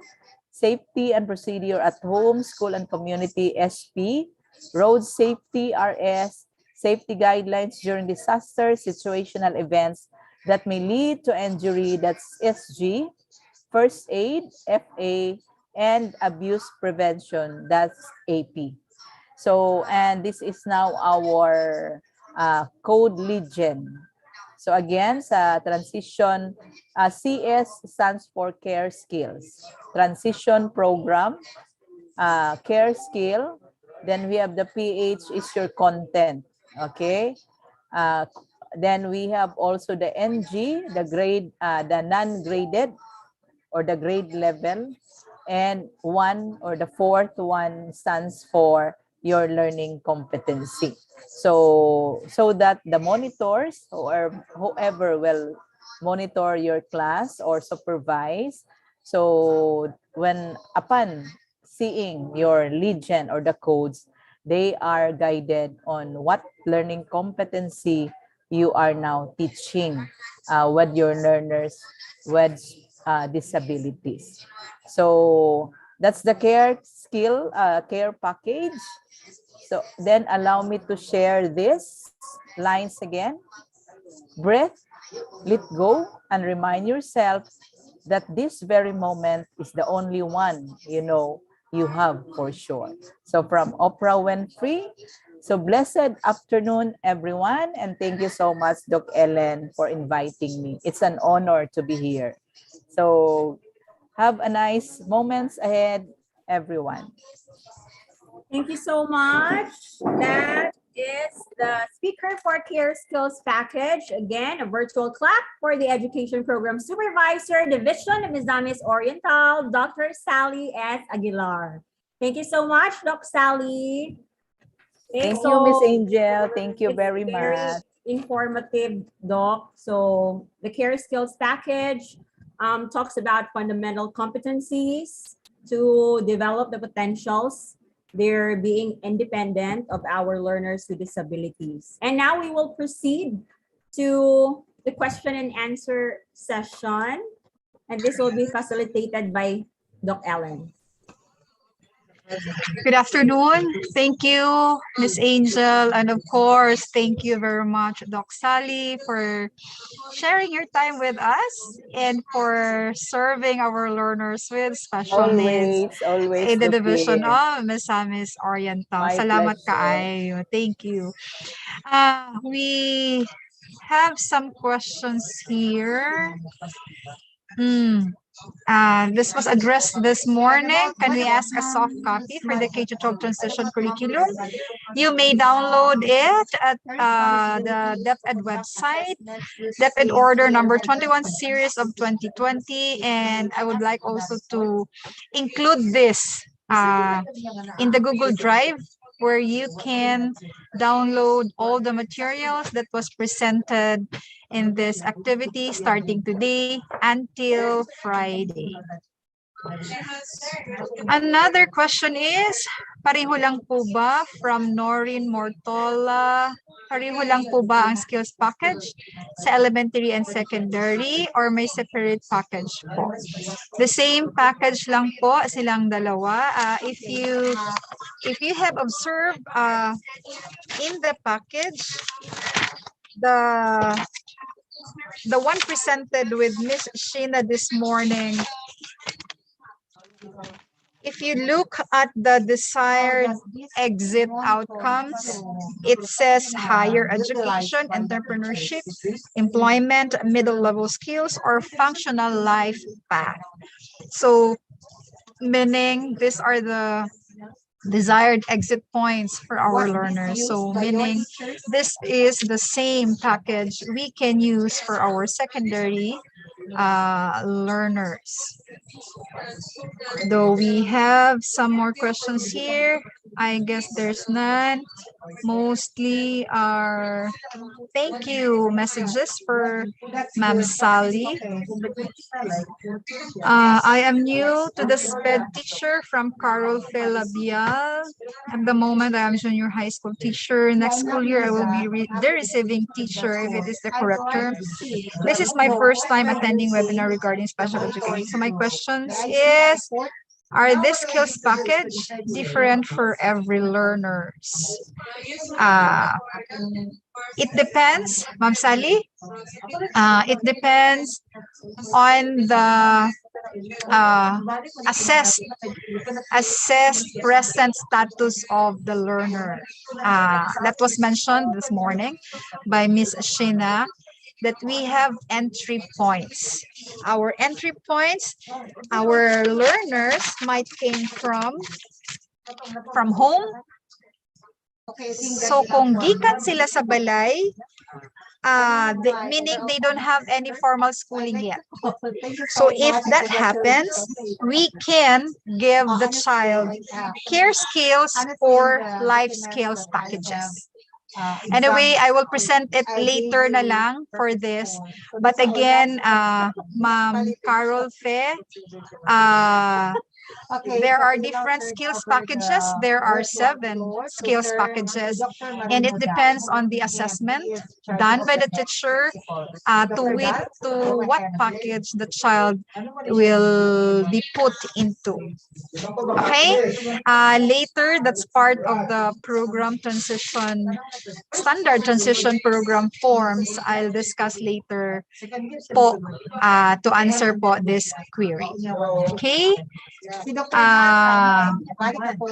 All other comments here, saying thank you to Doc Sally for that time. Okay, so if there's none, no more questions as of the moment, let me give back the floor to Miss Angel to continue. Thank you. And again, Ma'am Sally, salamat. Thank you, Ma'am Ellen and Doc Sally. Just a quick recap of the main points shared by Doc Sally on the Care Skills package. That the Care Skills package focuses on the learning outcomes that our learners would eventually become self-reliant in managing themselves. And with this package, it comes with content areas like the personal hygiene, good grooming, growth and development, health habit and nutrition, personal safety habits and hygiene.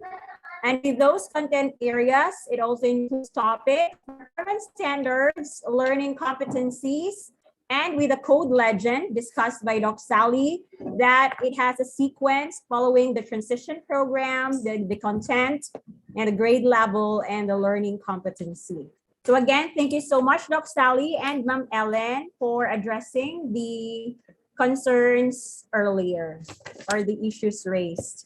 And now I'll proceed to the second package for this afternoon on our walkthrough on the K-12 transition curriculum for learners with There's a disabilities. clear Miss Angel, transparent, can we give the inclusive, certificate and of recognition first for everything is Sally? in place. Nakita ko Yes, lahat. yes, Gusto sorry, kong- Doc Ellen. Okay, Let for me the presenting the virtual certificate for Doc Sally S. Aguilar. So again, Republic of the Philippines, Department of Education, Region 10, Northern Mindanao, Zone 1, Upper Balulang, Cagayan de Oro City, 900. Certificate of recognition is awarded to Sally S. Aguilar, PhD, for her valuable contribution as resource speaker during the regional training on the utilization of the K-12 transition curriculum for learners with disabilities via Zoom, conducted by the Curriculum and Learning Management Division, CLMD, on November 24 until 26 of 2021. Presented in Cagayan de Oro City on November 24, 2021, and this will be signed by the Regional Director, Dr. Arturo B. Bayocot, CESO 3. Congratulations and thank you, Doc Sally. Thank you very much. Salamat Doc again. Ellen. Thank you. Thank you, and Ma'am Angel. Thank you so much. And now we will proceed to our next package, the functional skills package. And this will be discussed by the Education Program Supervisor of the Division of Misamis Oriental. A virtual applause for Dr. Juana Ruby L. Presente. Thank you, Doc Angel. All right, so my respect and warmest greetings to our Region 10 Director, Dr. Arturo B. Bayocot, CESO 3, to the Assistant Regional Director, Dr. Victor D. Gracia Jr., CESO 5, to the Curriculum and Learning Management Division Chief, Dr. Malaepra B. Magnaong, to the Regional Education Program Supervisor for SPED, Dr. Ellen D. Cabajo, to all education program supervisors, elementary and secondary special education teachers, and receiving teachers coming from the 14 divisions of this region. A blissful and wonderful afternoon to one and all. All right, so before let me present to you the PowerPoint presentation. Can I share my screen now, Dr. Angel?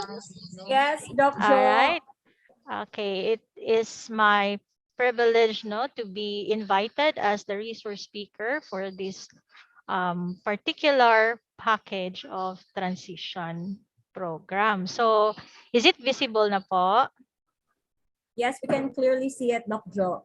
Okay. Teka ha.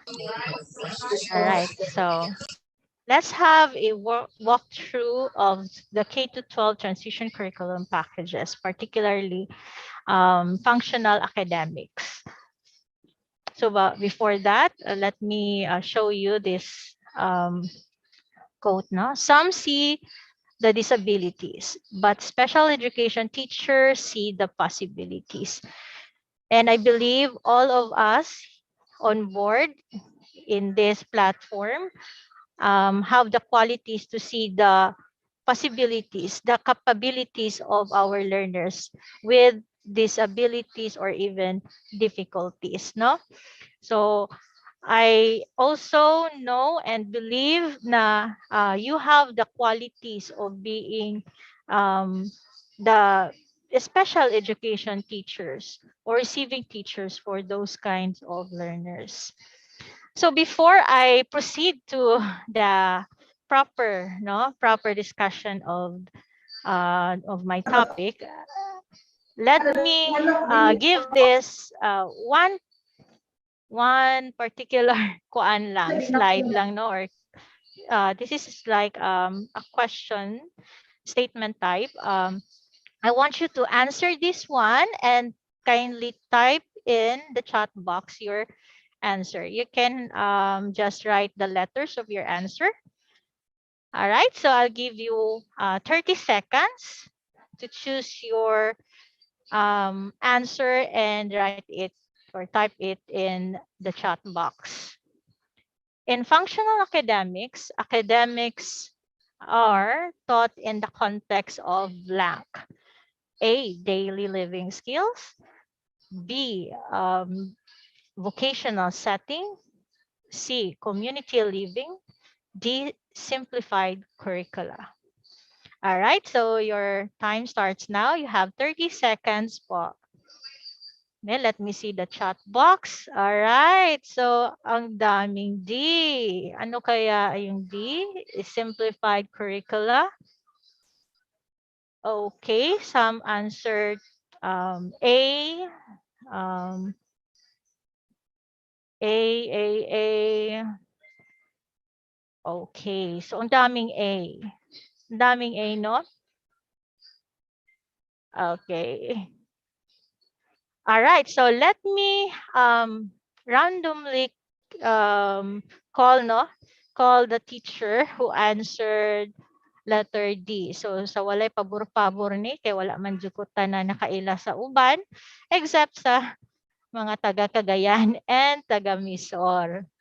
Okay, so let's have all right.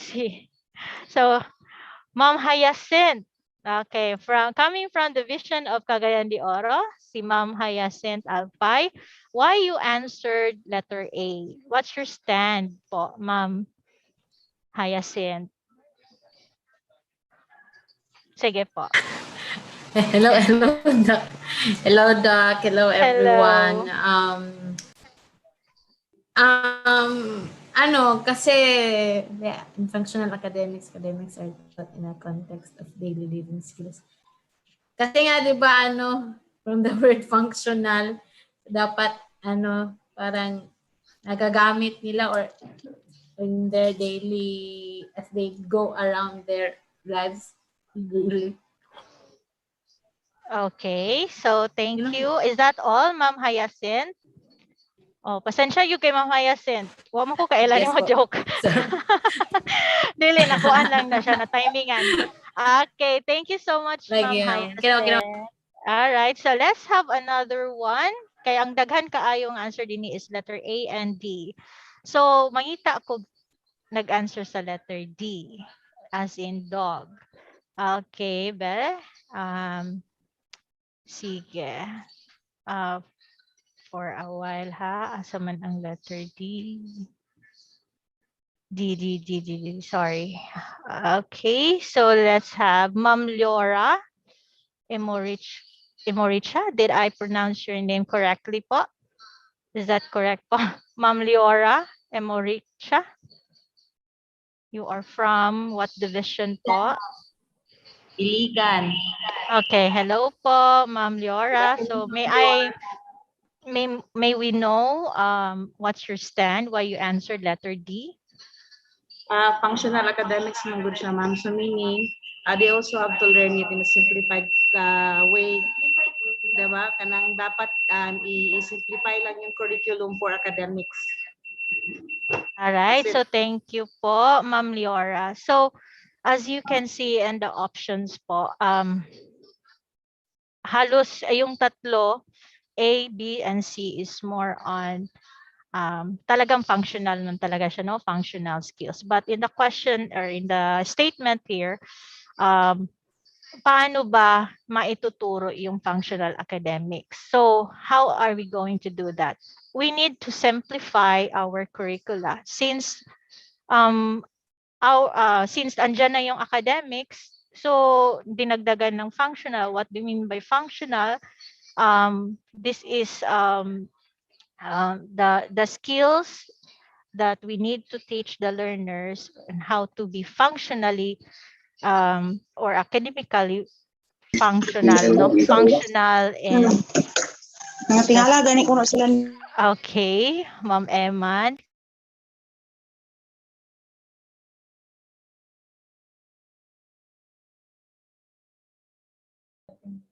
You are muted, Doc Jo. Okay, ayan. Am I audible now? Okay, thank you po. Saan po ako na-mute kanina? Narinig ba yung explanation? Narinig siguro, no? So anyway, the answer is simplified curricula. We need to simplify our curriculum because it needs to be suited, no? Suited siya sa learners natin na with disabilities or with manifestation of learning difficulties. All right, so thank you everyone. Okay, i-check lang na po na ako kung andyan pa ba kayo. So what's the description of functional academics package? As part of the K-12 SPED or Special Education Transition Curriculum, it actually aims to prepare learners with disabilities for different exit points, such as entrepreneurship, employment, and or possible inclusion or mainstreaming program, provided they attain mastery of the minimum learning competencies that the program requires. So ano ba yung andyan sa functional academics? No? Functional academics is designed to cover the three major learning areas. So ano ba yung learning areas na yan? So halatang halata, no? So we have the English, science, and mathematics to strengthen the knowledge, skills, attitudes, and values of the learner. So why is it po ba yan lang yung subjects na included sa functional academics? Okay, later on, we will be discussing that thoroughly, no? So for the learning outcomes, let's have the first subject, science. So the curriculum standards are, learners are expected to appreciate the concepts of living and non-living things, including their environment, and recognize the physical changes within and around them. Similarly, they are expected to develop the appropriate skills necessary to respond and adapt to these changes. All right. So for the English subject, learners are expected to improve and effectively use their communicative as well as social skills through learning opportunities in oral and written communication.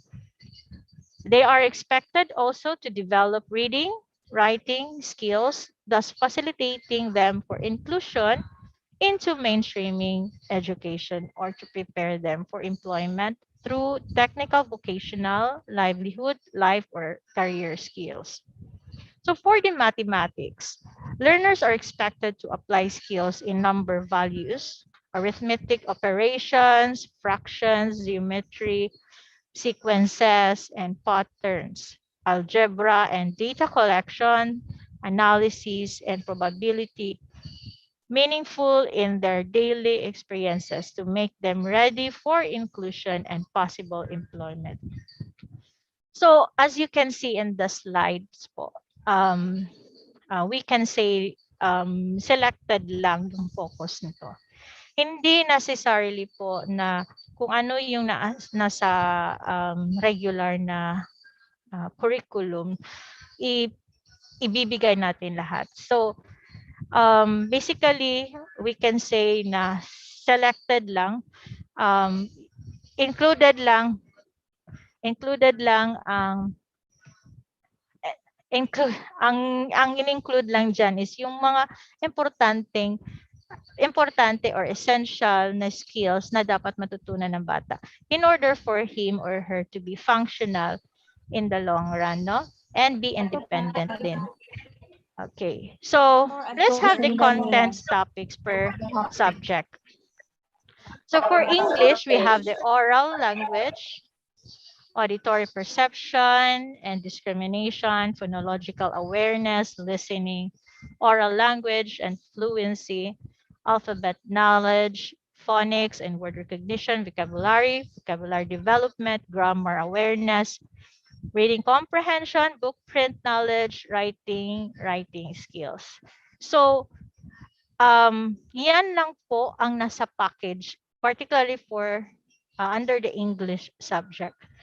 So, makikita naman po natin na meron dyan na, those are topics na very basic lang po and very essential for the learners to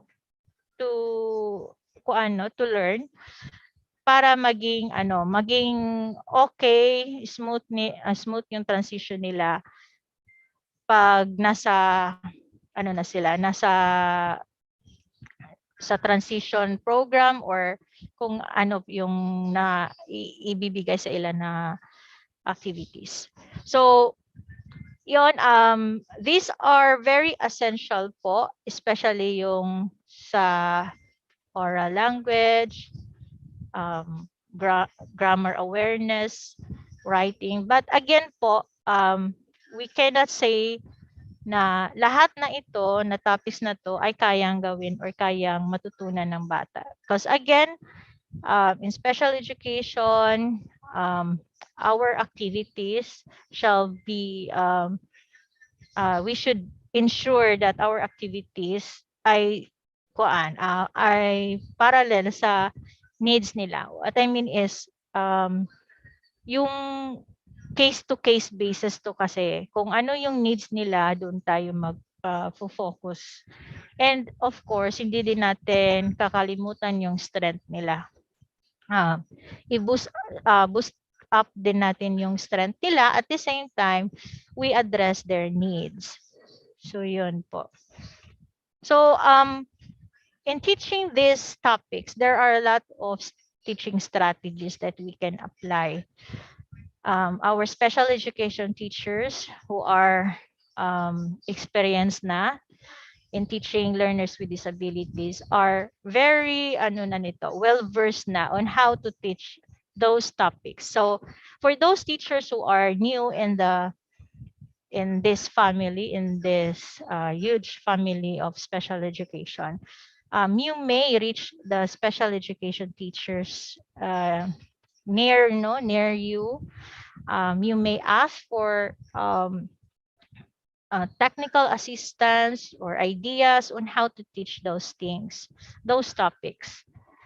Kasi pag tayo-tayo lang, medyo mahirap talaga yan. So, ika nga sabi nila, mas maganda daw yung dalawahan or more than brains, no? For us to also learn from each other. Alright, so, yun. How about sa mathematics? So, these are the content topics. You have the number values, fundamental operations, decimal numbers, percentage, ratio, proportion, geometry, sequences, and patterns, algebra, mensuration. So, those are, again, very essential and basic. So, pwede natin to, for example, number values, bakit included dito sa package na to? Because this is very important to learn for the learners to also to be equipped, no? Yung ma-equip din yung learners on how to identify or name numbers or count objects, ganun. So, yung knowledge na yan, magagamit din nila yan later on as they go through also to other packages. So for example, let's just say livelihood skills, no? Kung sa livelihood, they have to, for example, meron silang gagawin na activities that it needs prior knowledge about, prior knowledge relevant to mathematics. So ito kailangan nilang matutunan yan. But again, it's case-to-case basis. Hindi pwede din natin ipagpilitan sa mga estudyante natin kung hindi talaga kaya pa. So start you start sa pinakasimpleng skills na kaya ng bata. And yon, pa-increase na yung difficulty, so ganun. So we call that also subtasking or simplifying, no, simplifying. In special education also, if there is a need that we need to modify or to give accommodation, we have to do that because again, our interventions or activities must suit to the learner's needs, also learning styles, and on how they are effectively, no, how they can effectively learn from you. So yun dapat mong i-identify, because if you will ano tawag ito, kung diretso ka na magtuturo sa kanila without knowing your learners first, no, so medyo magkakaroon ka ng problema diyan, kasi posibleng magkamali ka or walang epekto na maganda yung instruction mo sa kanya, no? So you that's another essential thing to do. You have to know well your students, especially their background, their behavioral backgrounds, their the way they learn, yun. So yan yung mga basic natin dapat alamin bago tayo mag-program or gagawa ng intervention plan or intervention plan or yung mga ginagamit din natin dyan, like kung sa ngayon we have the home weekly learning plan, so dapat din naka-align din yan sa kung ano yung dapat ibigay sa bata. But again, in special education, we have leveling also. So for those who are new lang so we have leveling. We have level 1, 2, and 3. And transition is in level 3. So medyo higher siya. So as you can see po, if we dig in talaga dito sa curriculum na to, some competencies are medyo tingin natin difficult siya, no? But again, meron ding mga bata na okay na sila or very high functioning sila ba. So high functioning sila, meron din mga bata na kaya nila, for example, kaya na nilang gawin tong algebra, no? Kaya na nila yung pag-identify kung kailan sila mag-mens or what. So meron din mga bata na hindi pa kaya. So nag-focus na lang tayo sa lower competencies muna. So yan po. Again, depende po yan sa bata. Okay? So for science, we have these topics. We have body parts, functions, and uses. Basic needs of the body, physiological needs of the body, physical bodily changes, proper hygiene, animals in environment, basic needs of animals, benefits derived from animals, plants in the environment, basic parts of a plant. So, ganon. So, maganda. I like the curriculum. Personally, I like this curriculum because of this functional academics, no, na tatlong areas. Kasi nga, nakakover niya yung mga dapat matutunan ng bata as they moved to other packages. So parang nagiging ano siya, basic or prerequisite na mga kailangan or prerequisite knowledge na dapat ma-acquire ng bata. Okay, so yun. But again, depende yan sa capability. So paulit-ulit ko talagang sinasabi, no? Kasi nga, depende yan. Kasi depende yan sa disability din kung kaya mag-analyze or mag-isip ng bata. Okay, so dapat nga talaga kayong mga guro na sa field, you need to know your learners very well. Okay, so again po, mas maganda talaga na i-ano natin sila. Yung functional academics, i-partner natin sa ibang packages. Okay, parang ganon. Parang nagiging, para mabalance siya, no? Kasi if you focus lang sa isang package, tapos wala tong functional academics, medyo, ano siya, hindi siya balance, may kulang.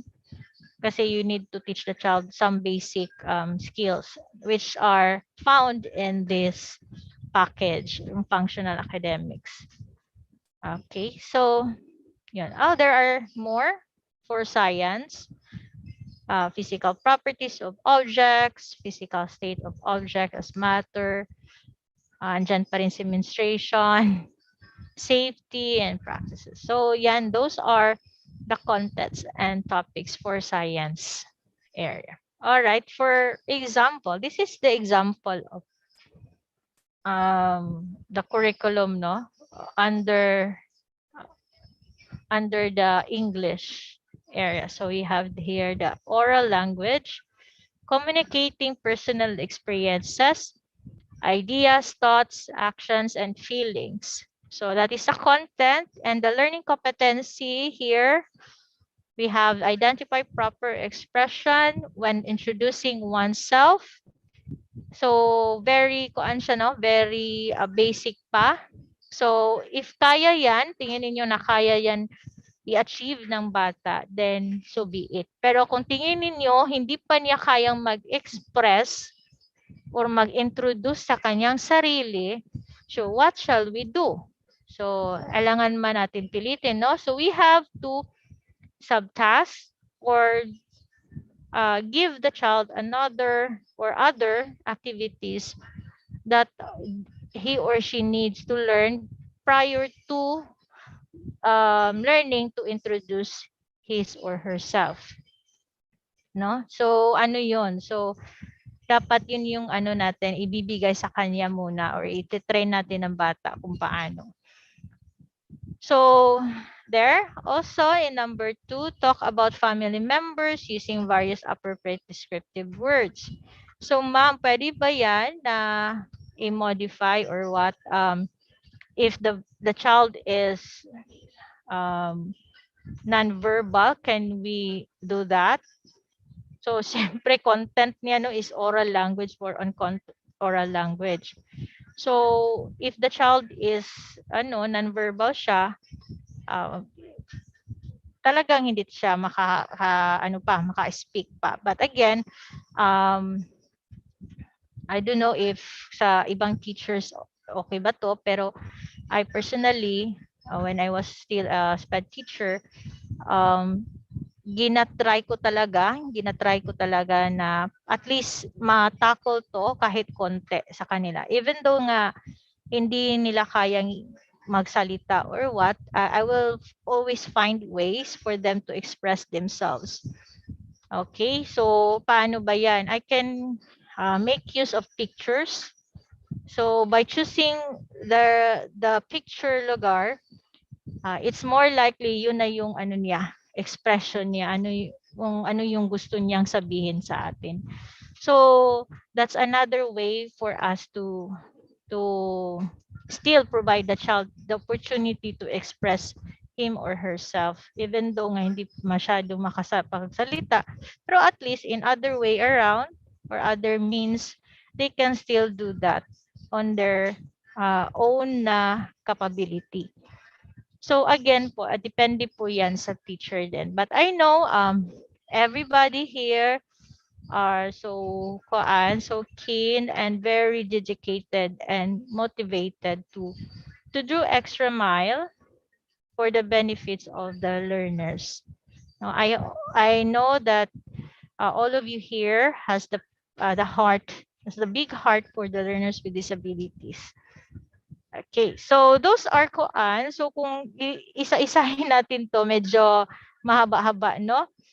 So anyway, those just initial inputs lang on how we can uh, deliver this curriculum to our learners. So for auditory, perception and discrimination, produce sound, listen to from and the environment. What if po ma'am is yung bata ay hindi makarinig? O ibang story na yan. No? Ibang story na yan. So is it possible po na may mga competencies na hindi ibibigay or for let's just say not applicable sa bata? Well, again po, depende po yan sa sitwasyon. Pwede yan i-discuss ninyo yan sa IEP team or with the parents, of course, no? They should also be aware ano yung ibibigay ninyo sa nga activities to your kid to their children. Anyway, we also have the phonological awareness. So identify the sounds orally, given letters, distinguish whether or not two spoken words begin with the same sound. So those are the learning competencies. Examples lang po to. Actually, marami to. Okay, so here is the code legend. So same as with the regular curriculum. The MELCs, no, meron din silang mga coding doon, and even the K-12 na curriculum may coding din. So same as the transition program curriculum. So these are the codes for this content standards. Okay. So code legend. So TP means transition program, SFP or BP may content, kung ano yung content niya. Tapos NG, grade level. Okay. And learning competency number. Yun. Okay. So, yun lang. Before I end my time, let me show this to you. This slide, no? The wider the range of possibilities we offer children, the more intense will be their motivations and the richer their experiences, by Loris Magaluzzi. So thank you so much for your time and for being there for our learners with disabilities or with learning difficulties. Thank you also, Dr. Ellen, for this opportunity, for this time, no, na makashare din sa ating kapwa guro, special education teachers. Thank you so much, and that's all for this for my time. So thank you so much. Back to you, our beautiful host, Dr. Angel. Thank you so much, Doc Jo, for that very informative talk. Focusing on the functional academics package. Before that, we request Ma'am Jean Kaaminyo, kindly turn off your mic, ma'am. Ma'am Jean. Thank you. So again, from the talk of Doc Jo, the functional academics package are the academics taught in the context of simplified curricula. So thank you so much, Doc Jo, for explaining well and for thoroughly discussing about the functional academics package in line with the transition curriculum for learners with disabilities. Now we will proceed, Doc, with the open forum. Ma'am Ellen. Yes, po. Again, salamat kaayo, Doc Jo, for sharing your time with us. And by the way, Doc Jo is the newest member of the SPED family, being the education program supervisor in charge of inclusive education in the division of Misamis Oriental. Okay, so thank you very much. She is with the SPED family already since 2011 ba to, Doc Jo? Murag taon-taon na, since 2011. Okay, so we have some questions here. As a transition teacher, we have Carol Felabial. As a transition teacher, do we have to teach the subject in math and science? Dr.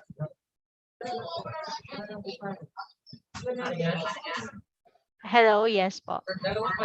Come again po, Ma'am Ella, sorry po, I lost my audio. Ano po Okay. yun again? From Carol Felabial, as a transition teacher, do we have to teach the subject in math and science? That's the question. Okay, thank you. So again po, ano po yung purpose natin? We have to identify our objectives and goals muna.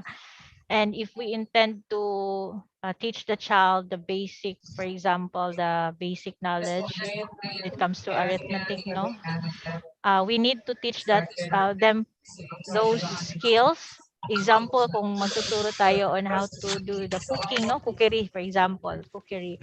So they need to acquire basic knowledge on how to do the measuring. So, yun, nakatie up kasi siya sa functional academics. So, mas maganda po talaga na we also cover some of the skills under the functional academics package. Kasi nga, nagagamit siya sa iba't ibang learning packages din, sa ibang learning experiences.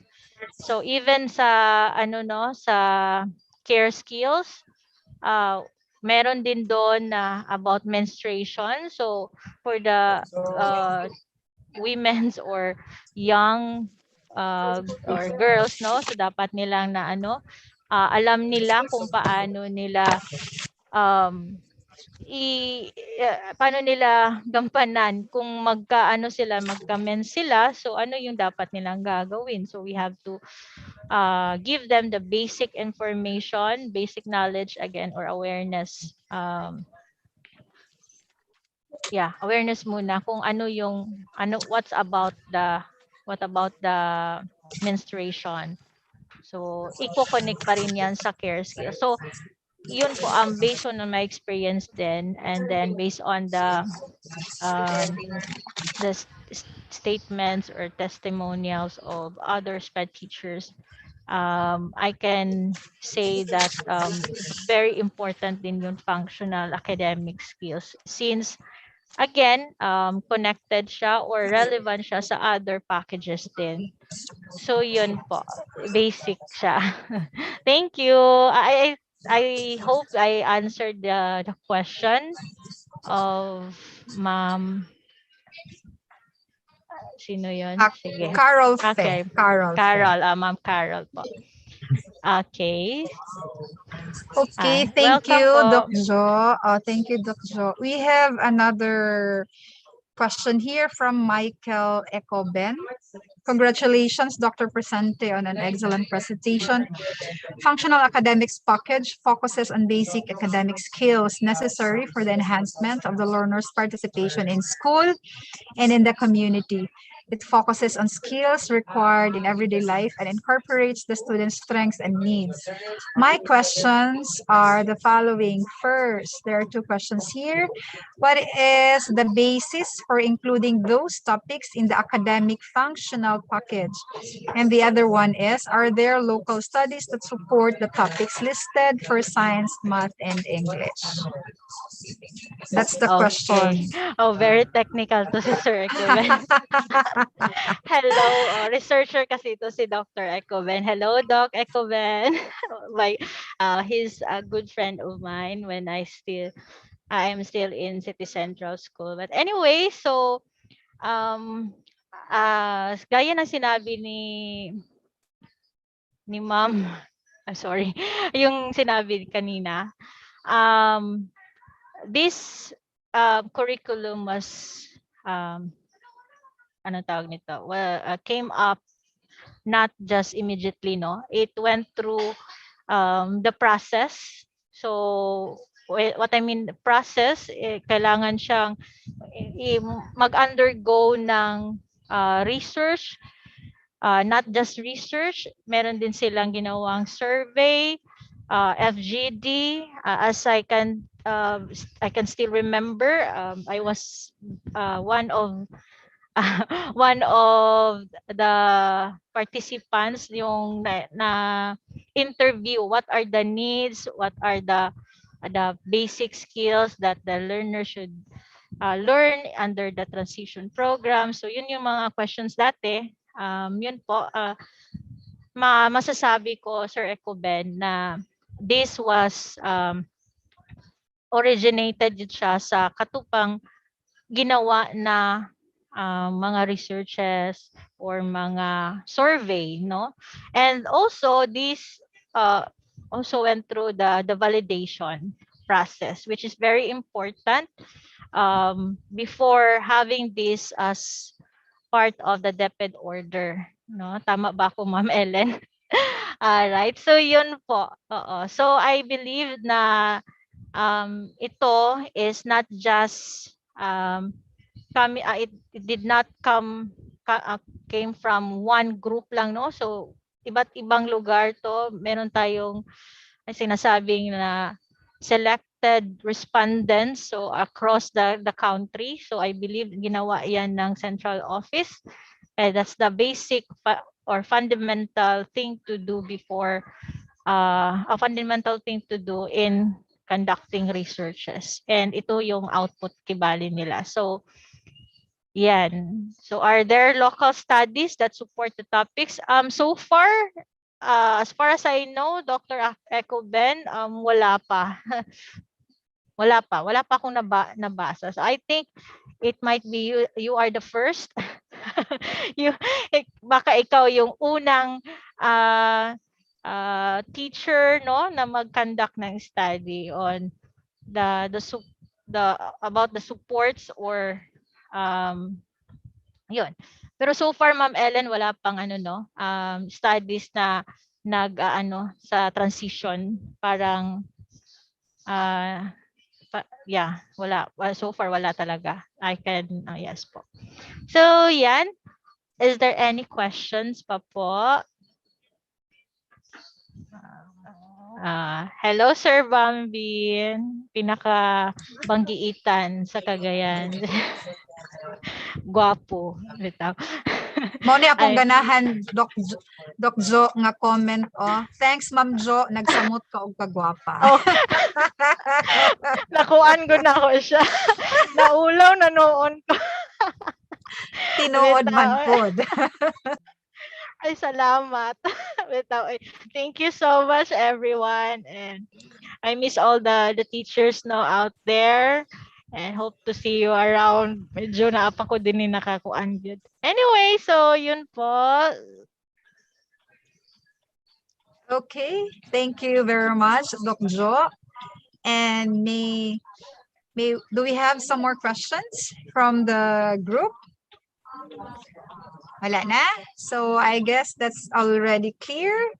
And again, thank you, Doc Jo. Again, this is one of the busiest supervisors in the division. Thank you for sharing your time with us. Back to you, Miss Angel. Okay, so there you have it. Questions raised were exceedingly addressed by our resource speaker. Thank you so much, Doc Jo and Ma'am Ellen, for the follow-up discussion and explanation. And now, on behalf of the DepEd Office Region 10, we will be presenting the virtual certificate for our resource speaker on functional academics package with this citation. Republic of the Philippines, Department of Education, Region 10, Northern Mindanao, Zone 1, Upper Balulang, Cagayan de Oro City, 9,000. Certificate of recognition is awarded to Joanna Ruby L. Presented, PhD, for her valuable contribution as resource speaker during the regional training on the utilization of the K-12 transition curriculum for learners with disabilities via Zoom, conducted by Curriculum and Learning Management Division, CLMD, on November 24 to 26, 2021. Presented in Cagayan de Oro City on November 24, 2021. This will be signed by Dr. Arturo B. Bayocot, CECIL 3 Regional Director. Congratulations, Doc Joanna, and thank you so much. Thank you so much, Doc. Thank you, Ma'am Ellen. God bless you all. Okay, so from Doc Joanna's talk, so these are the main points for functional academics package, that there are 3 major learning areas we need to focus on: English, science, and math. But it's still best if we partner this functional academics package with the other packages for a holistic approach.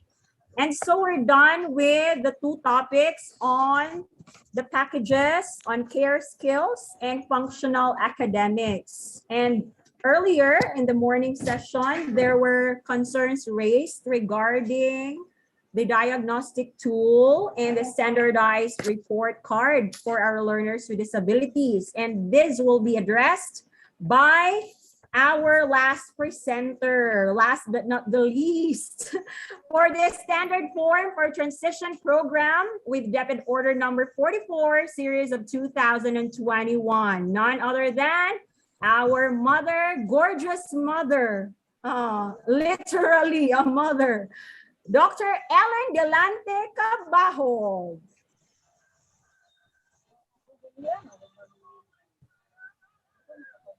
Milane.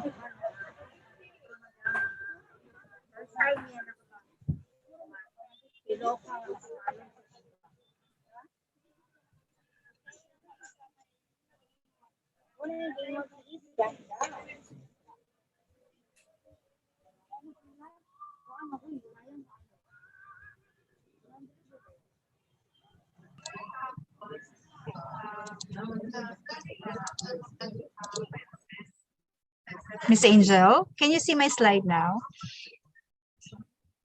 Yes, Dr. Ellen. Okay. Again, my heartfelt gratitude to Doc Sally and Doc Jo for their time this afternoon.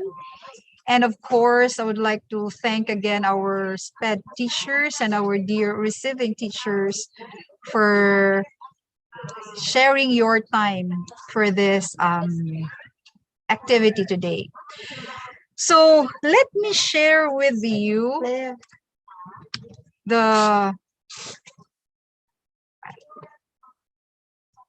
for a while, my screen is not moving.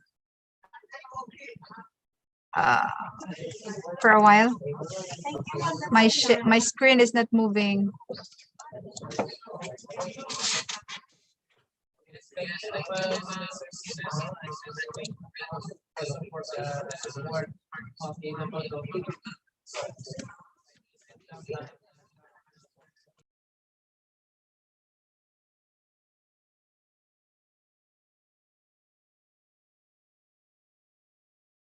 This is our concern when it comes to virtual activities. Just a while ago, I was cut from the Zoom room.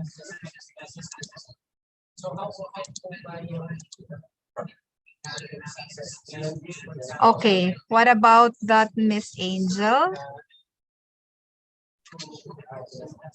We're not seeing your slide, Dr. Ellen. Okay. Let me share again.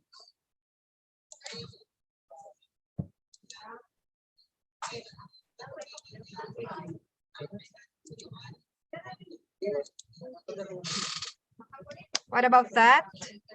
Yes, Doc. Hi, salamat. Okay, so I'll be sharing with you this afternoon the newly released DepEd Order number 44, series of 2021. This is about the policy guidelines and the provision of educational programs and services for learners with disabilities in the K-12 basic education program. Let me go through the policy. The scope. This policy shall provide an overall direction for the special education program to ensure that the provision of educational services to learners with disabilities in both public and private basic education institutions.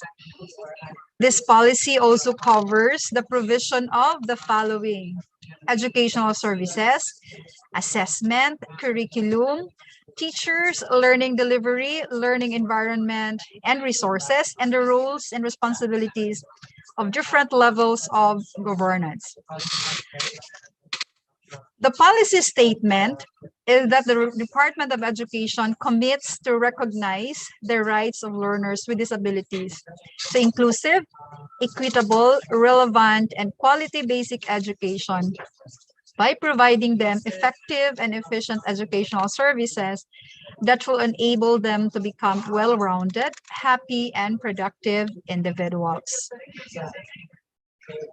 The guiding principle: the Department of Education adheres to the principles of inclusion, responsiveness to the rights, and sensitivity and responsiveness to context as cited in DepEd Order 21 series of 2019.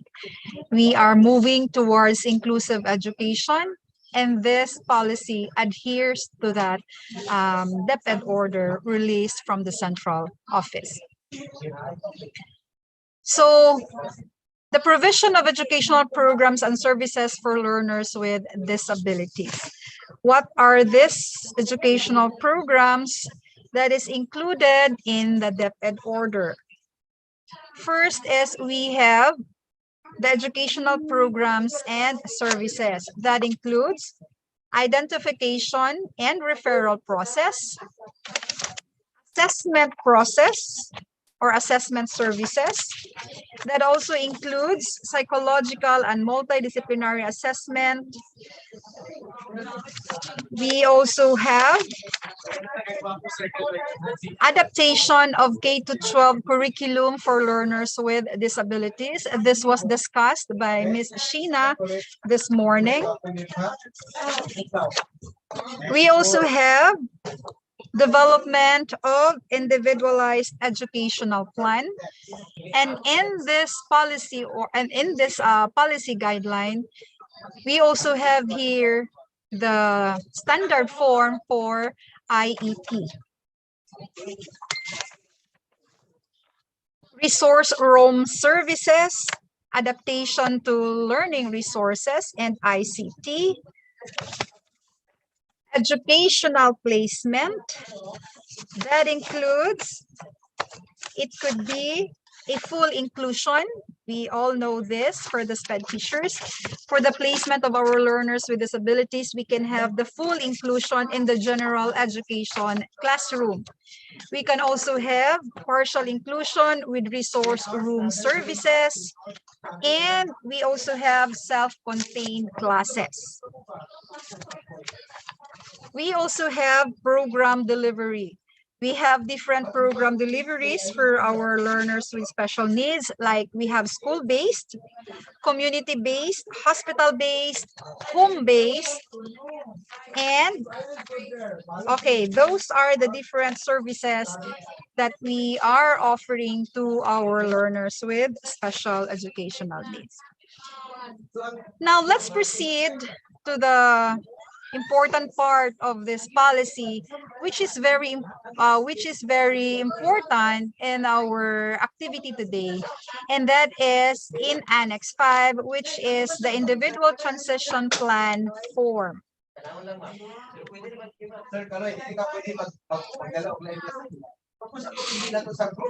For a while.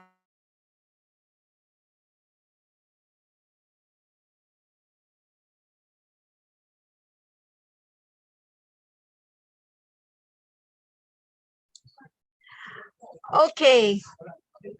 Transition planning provides guidance for family and educators and for the learners to be ready for the real world.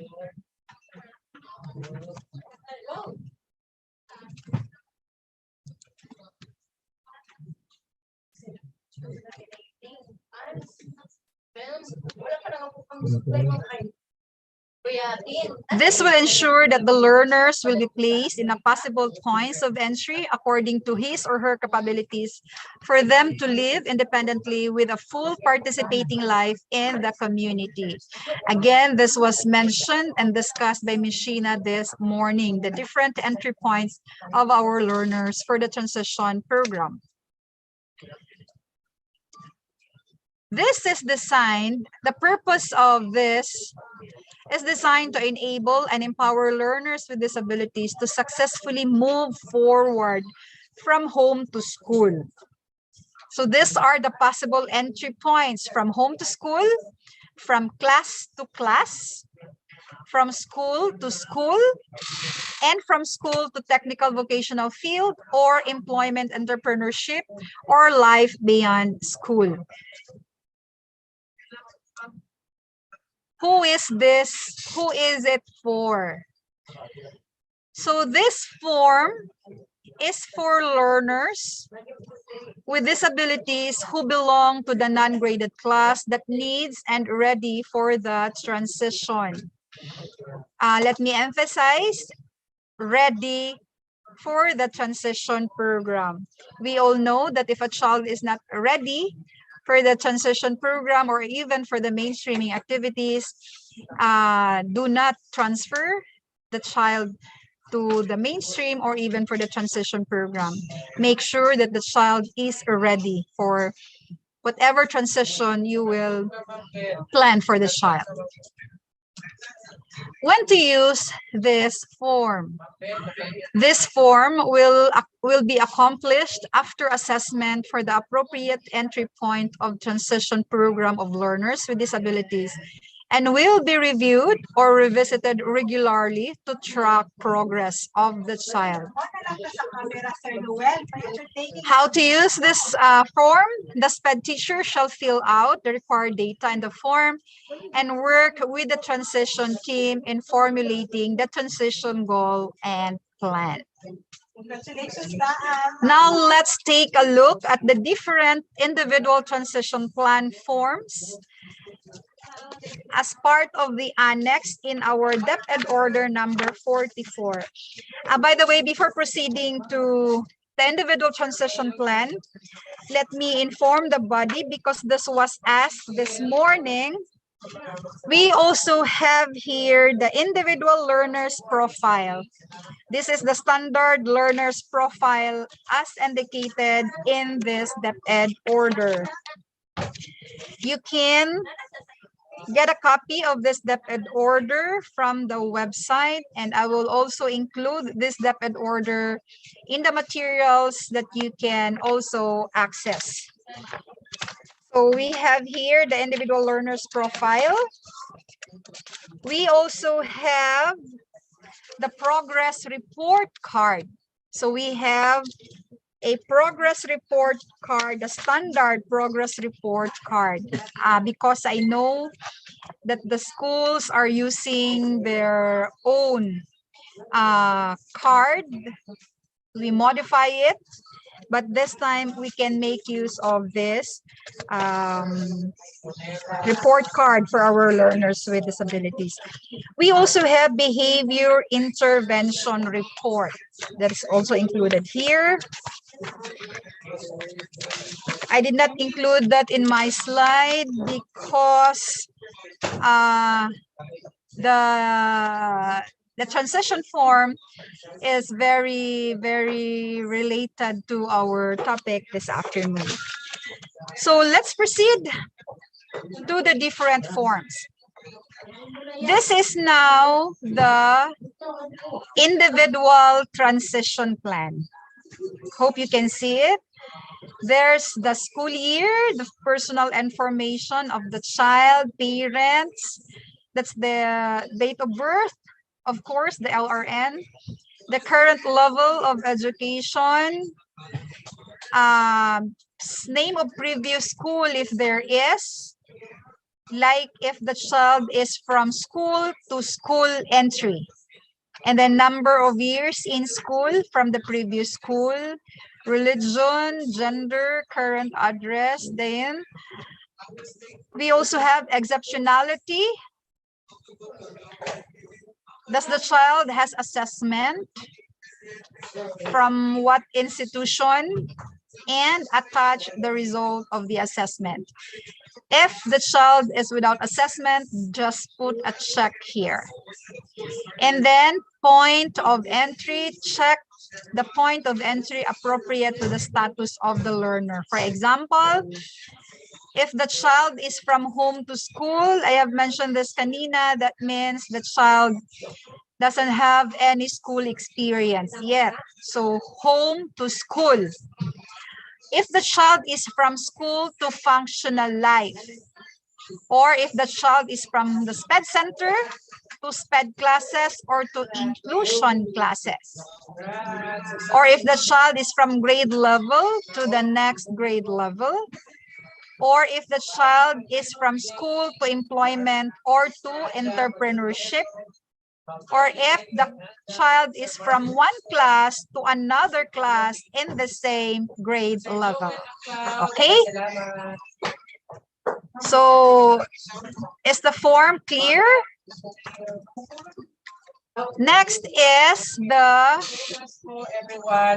another form. This is part 2. Page 2. We have here the transition team. You will fill in the needed data.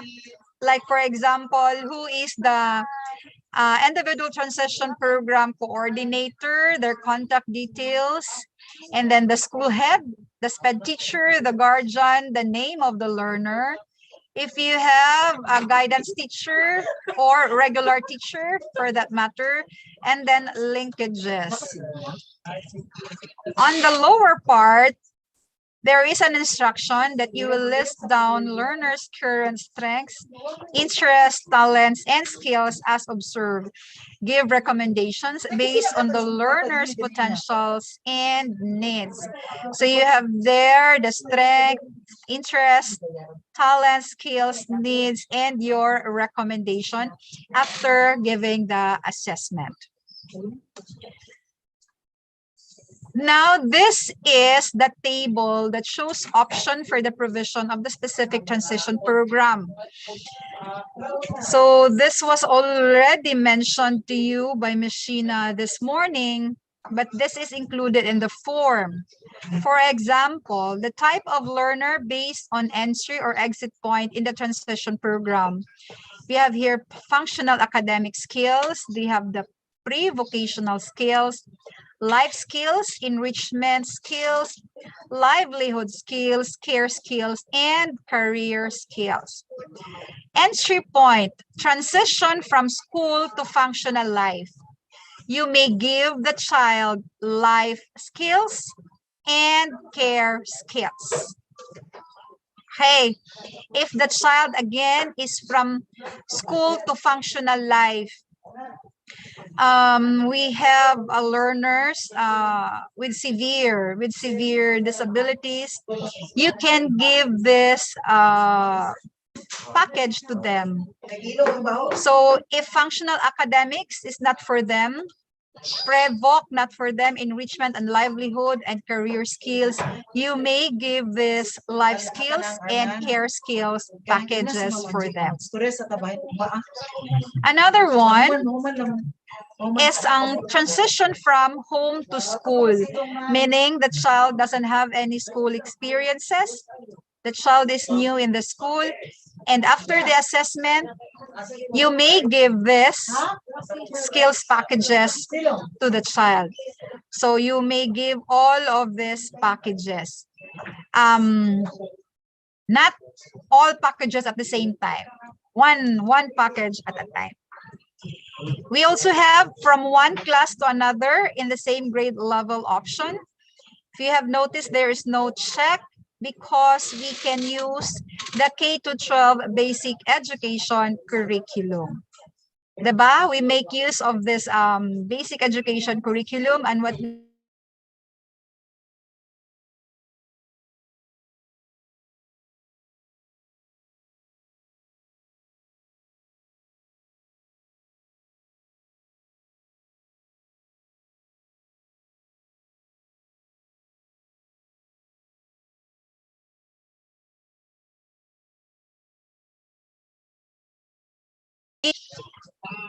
we will not give the pre-book skills because the child will take the basic education curriculum. You may give life skills, enrichment skills, livelihood skills. You cannot, you will not give livelihood skills because the child will take the basic curriculum.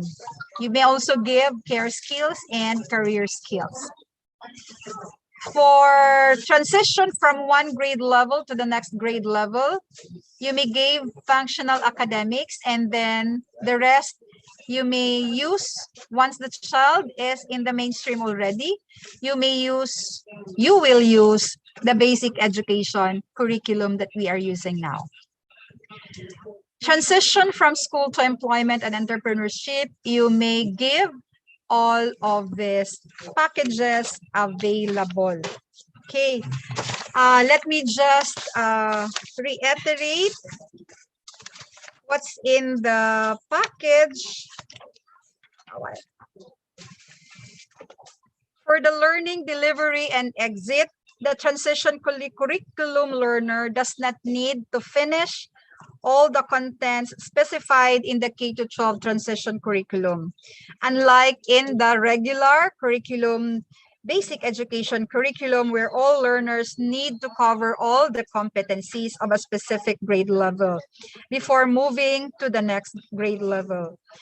The child only needs to master the competencies which are deemed essential for him or her to attain the goal stated in his or her individualized transition plan. Okay, we still have to craft our exit assessment because we just crafted the entry assessment tool. For learners who have not yet mastered the transition curriculum package designed for them, shall be retained in the transition program. Again, learners who have not yet mastered the transition curriculum package designed for them shall be retained in the transition program. They shall be assisted and supported until such time that they develop all the necessary skills and competencies needed to pursue the exit outcome or life pathway that they can follow. Thus, rubrics, checklists, or other equivalent tools shall be used to assess whether the child has successfully mastered a competency or skill. Okay, and another one.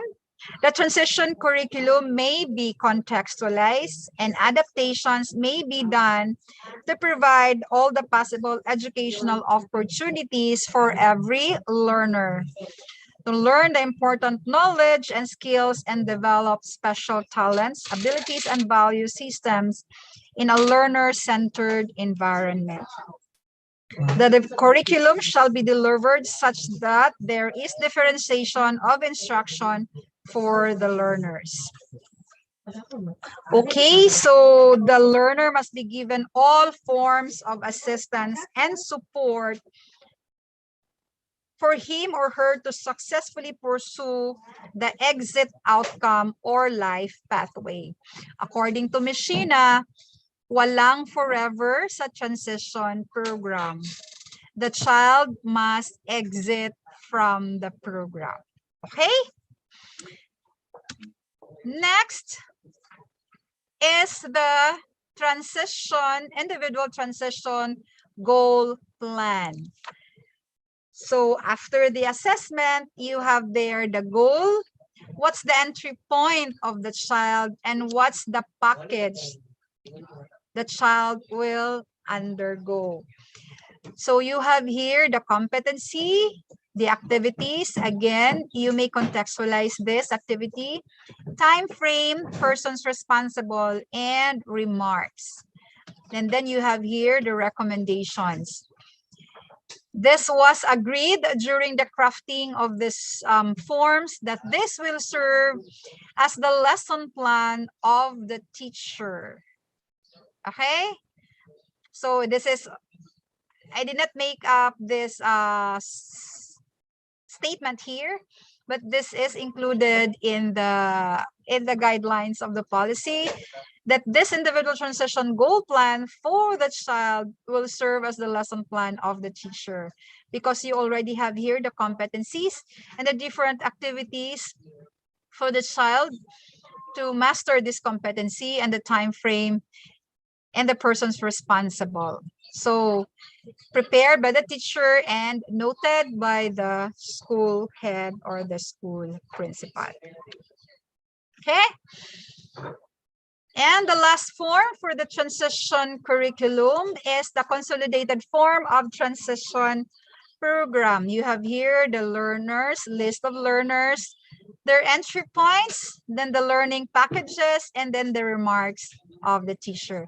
This is the consolidated or the summary of your learners in the transition program.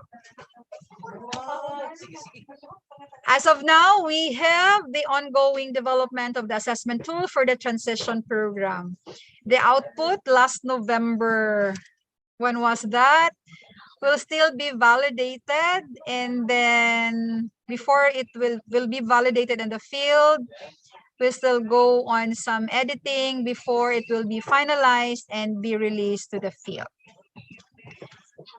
So yun. Aside from this activity, we also be having regional sign language training, Filipino sign language training after this activity. If we can have it this December, I'll try to schedule it this December after this activity. So I guess that would be all. Thank you very much. And if you have some questions, you may post it.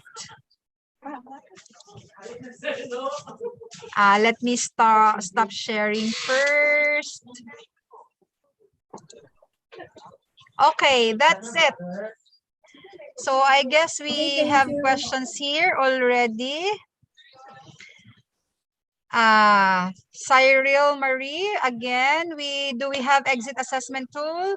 As I've mentioned, we're still working on the development of assessment tool, and we still have to craft our exit assessment tool. According to Ms. Sheila, the division or the region can develop their assessment tool while waiting for the standard form from the central office. What age, chronological age po ng bata we can accept in elementary level 4, and since in fact we don't have yet high school here in the division. What's the entry age of our learners in public schools? Who can answer that? 5 years old. Yes. We can accept a child with disability 5 years of age. Okay. Is there age requirement for a learner to be in the transition program? No. No age requirement as long as the child is school age already. And then what we really advocate is early intervention. Before, we used to accept learners 4 years old, 3 years old, 4 years old. But since we already have the 5 years old entry point for our learners, we accept 5 years old, because 4 years old will go to daycare centers. Diba? Our 4 years old will go to daycare centers. So what we cater in DepEd as our entry age is 5 years old. So we can cater 5 years old in the special education program and in the transition program. When can it be possibly available? We have done with the development, and we still have to schedule for the validation, and then maybe next year, hopefully we can have the assessment tool next year, and we can also craft the exit assessment tool for the transition program. How about the exit age for elementary? What's the exit age? That's 24, if I'm not mistaken. There is a policy that our learners, elementary learners, should be in school, elementary, until 24 years old. I forgot the number of the DepEd order. I still have to look for it.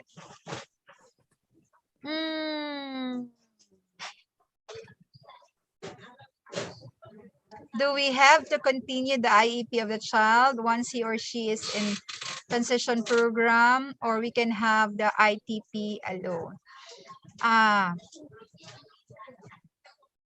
You can have the ITP, individual transition plan. Again, this is for the non-graded, but for the graded, you can still make use of the IEP para dili na madoblehan. But again, I'll check this with the central office if we still have to make use of the individualized education plan or the ITP for our learners in the transition program curriculum. Can we obtain electronic copies of the forms presented? It's in DepEd order. I'll type the DepEd order for a while. DepEd order 44 series of 2021. This was released November 2. So karon lang jud ning bulana na release, and very timely for our transition program rollout. So you can access the website and look for the DepEd order number 44. Thank you, Ma'am Dorothy, for sharing the link. Thank you. Thank you, Ma'am Dorothy. Okay, so do we have some more questions? Ma'am Liza Balintongog, our education program supervisor in charge of SPED from the division of Malaybalay City. May I ask if all of the learners should have individual transition plan and goal? Okay. Again, this is only for our learners with non-graded. That was mentioned kaganina, but I know there are some divisions who make use this for their graded learners enrolled. For our graded learners, they can make use of the basic education, the K-12 curriculum that we are using right now. This is for the non-graded, but if you wish to enroll or to include your learners from the graded to the transition curriculum for skills enhancement of the child, you may do so. But again, this is for the non-graded learners.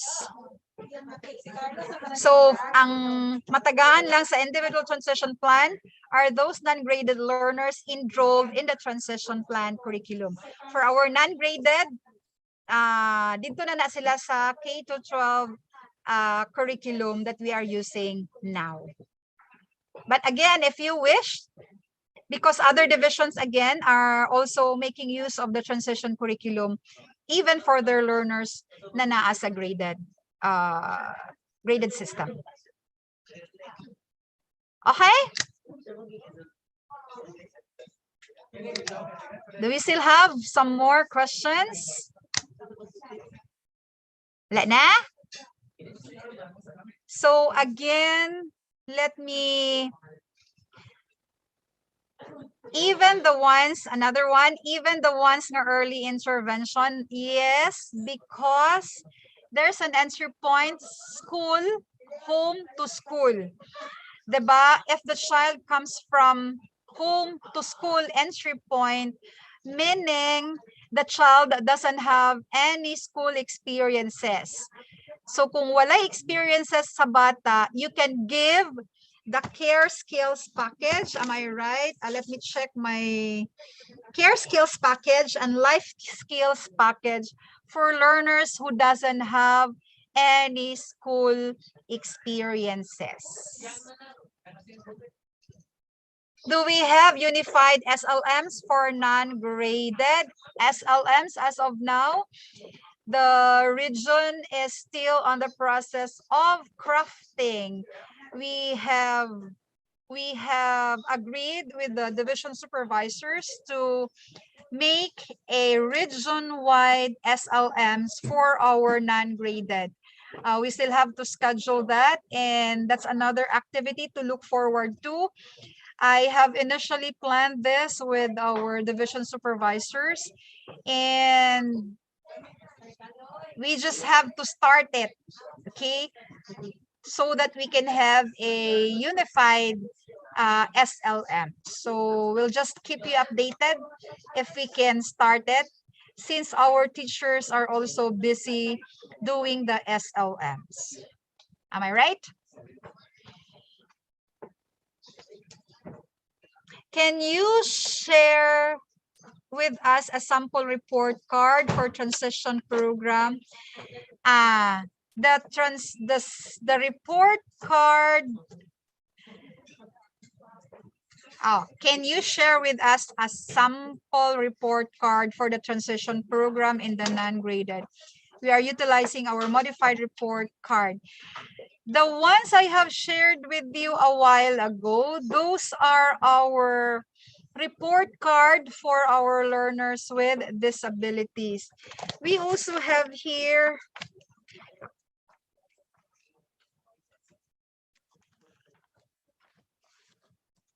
for a while.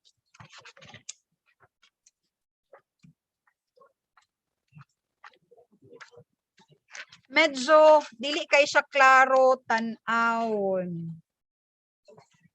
The progress report card.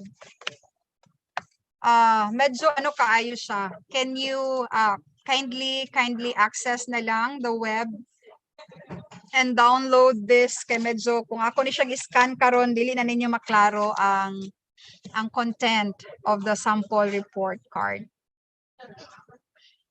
Okay? Yes, it's in DO 44. Thank you, Sir Jessibert. So I guess that would be all. If you don't have any questions, we still have our continuation of this activity tomorrow until Friday. I have learner 27 years old and non-graded, but I can't forward him sa high school kay wala sila'y non-graded. Unsaon nako siya. The child will go transition program. There's an answer here. The child can go to ALS. Hopefully, ALS will accept them. There are teachers in ALS program that were also trained to handle learners with disabilities. If the school does have transition program, you can enroll the child in the transition program of the high school. Kung wala sila non-graded, but they have transition program. Okay? In Cagayan de Oro City, that's according to Sir Bambi, they forward the learners to the ALS for their overage learners. Again ha, walang forever sa SPED, they must exit. Okay, if they will not exit, we are not helping them. Okay, they must exit. Okay, I hope that helps. Walang forever nga, ma'am. Sorry. We have to help them, okay? So they can exit, and whatever pathways they may go into, we must help them. Good So I afternoon, guess, ma'am. yes po, Ma'am Alma. Yes, ma'am. I am Mrs. Condesa, ma'am. Okay. Ma'am, I have one, ma'am, panang new pamanggod ko sa SPED, ma'am, na ay nag-enroll, ma'am, 33 na ang bata. Mao pa siya mag-school. Can you refer the buhaton, child ma'am? to, from what division? From what division, ma'am? Medina, ma'am, Misamis Oriental. Or, ma'am, try to refer the child to the ALS. Okay, ma'am. Okay, Thank you. hopefully they will accept the child, but I know our ALS teachers are also trained to handle learners with disabilities. They are trained with it, and I hope they will accept the child. Kay luoy pud siya. And no, they will teach mga skills training for the child. And Okay, that's the Okay, ma'am. practice of Cagayan de Oro City and other division. You're welcome, ma'am. Okay, so that would be all. Miss Angel, I guess I'm done. Thank you so much, Dr. Ellen, for clarifying and discussing with all the details the standard form for transition program with its essentials, the individual transition plan form, the individual transition goal plan, the consolidated form for transition program. And also thank you, Dr. Ellen, for addressing the numerous queries this afternoon regarding the ITP. Okay, so a reminder for everyone, the daily attendance and reflection will be the basis of the giving of certificates. Where will they get the links for the attendance, Dr. Ellen, and reflection? The link of our attendance and reflection in one is already posted in the chat box. Okay? Thank you so much, Dr. Ellen. So that would be all for day one. And we will be seeing one another tomorrow. And the Zoom room will still be open by 8 o'clock in the morning, Dr. Ellen, but will officially start at 9. Okay. In the registration, Miss Angel, let me speak for a while. In the registration, for a while, madunggan pa ko ninyo? Madunggan ka. Okay. In the registration, we have 690 registered participants for this activity. And so I requested for a Zoom that would accommodate all of us. The office gave us a subscription last night, which we thought can accommodate up to 1,000. But sad to note, this morning, when it reached 300, it stopped accommodating participants. That is why we made another option. Have it live stream on YouTube so that others can still join. We will try to ask one of the supervisors here who has an account that can accommodate up to 500 participants. There are 240 in this room right now, and I still have to check how many are in the YouTube. So maybe just keep yourself posted. We'll update you. Maybe we will use the one that can accommodate with 500 participants so we can be in one platform only. I have to say sorry to the YouTube nga naara mo din ha. And we hope na we can accommodate all of you tomorrow in one platform. So we have an invited speaker tomorrow from UP Los Baños, and it would be another fruitful day of learning tomorrow. So I'll keep you posted. I will also post for updates. I will also post in our page, in the SPED teachers group page. And also I will inform your division supervisors regarding our link for tomorrow. Okay? So again, I would like to thank all of you, especially to our dear division supervisors. Salamat kaayo from the 14 divisions, our SPED teachers and our receiving teachers. Thank you for, again, accommodating our learners with special needs. May you be blessed abundantly. Thank you, everyone. Miss Angel. Thank you so much, Doc Ellen. On behalf of the Region 10 SPED teachers, receiving teachers, education program supervisors, thank you so much, Doc Ellen, for this initiative of this 3-day regional webinar training on transition curriculum. So we hope we'll all be present tomorrow up until Friday. Let me just check. There are comments here that they cannot get into the attendance link. May I ask other participants if you have accessed the link already?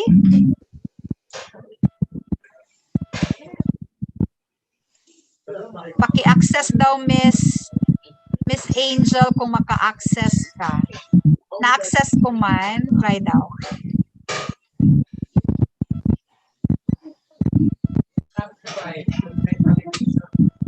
Maka-access man ang uban, kindly check. Agay, non-DepEd email can't. Ask your co-teachers with DepEd email to send another entry using your name. Need permission po I guess for the need permission po, I guess, for non-DepEd email accounts. So I guess it's high time for you to make use of your DepEd email accounts. Okay? So, yon. Miss Angel? Yes, Doc. For the daily attendance and reflection, kindly use your DepEd email accounts to access it. So don't forget, these are the basis for our daily attendance and reflection for the giving of certificates on the last and final day on Friday. Okay, thank you so much, Doc Ellen, and to our speakers, resource speakers for this afternoon, Miss Sheena Jade Manuel for the morning session, and Doc Sally S. Aguilar, and Doc Joanna Ruby L. Presente for the afternoon session. So again, see you everyone tomorrow, still the same time, so we can log in early with our Zoom chat room. Okay? Thank you very much. Thank you very much, everyone. Thank you, ma'am. Thank you. God bless and keep safe. Miss Angel, I would like to thank Miss Angel May Perocho for being our host today. Ma'am, thank you. You did a great job. Thank you to Sir Ron for allowing you to be our host for day one. Thank you very much, Angel. You're most welcome. And Thank to you, everyone, Doc. God bless. Stay safe. Stay safe po. God bless. Closing this room in 5, 4, 3, 2, 1. Goodbye, everyone.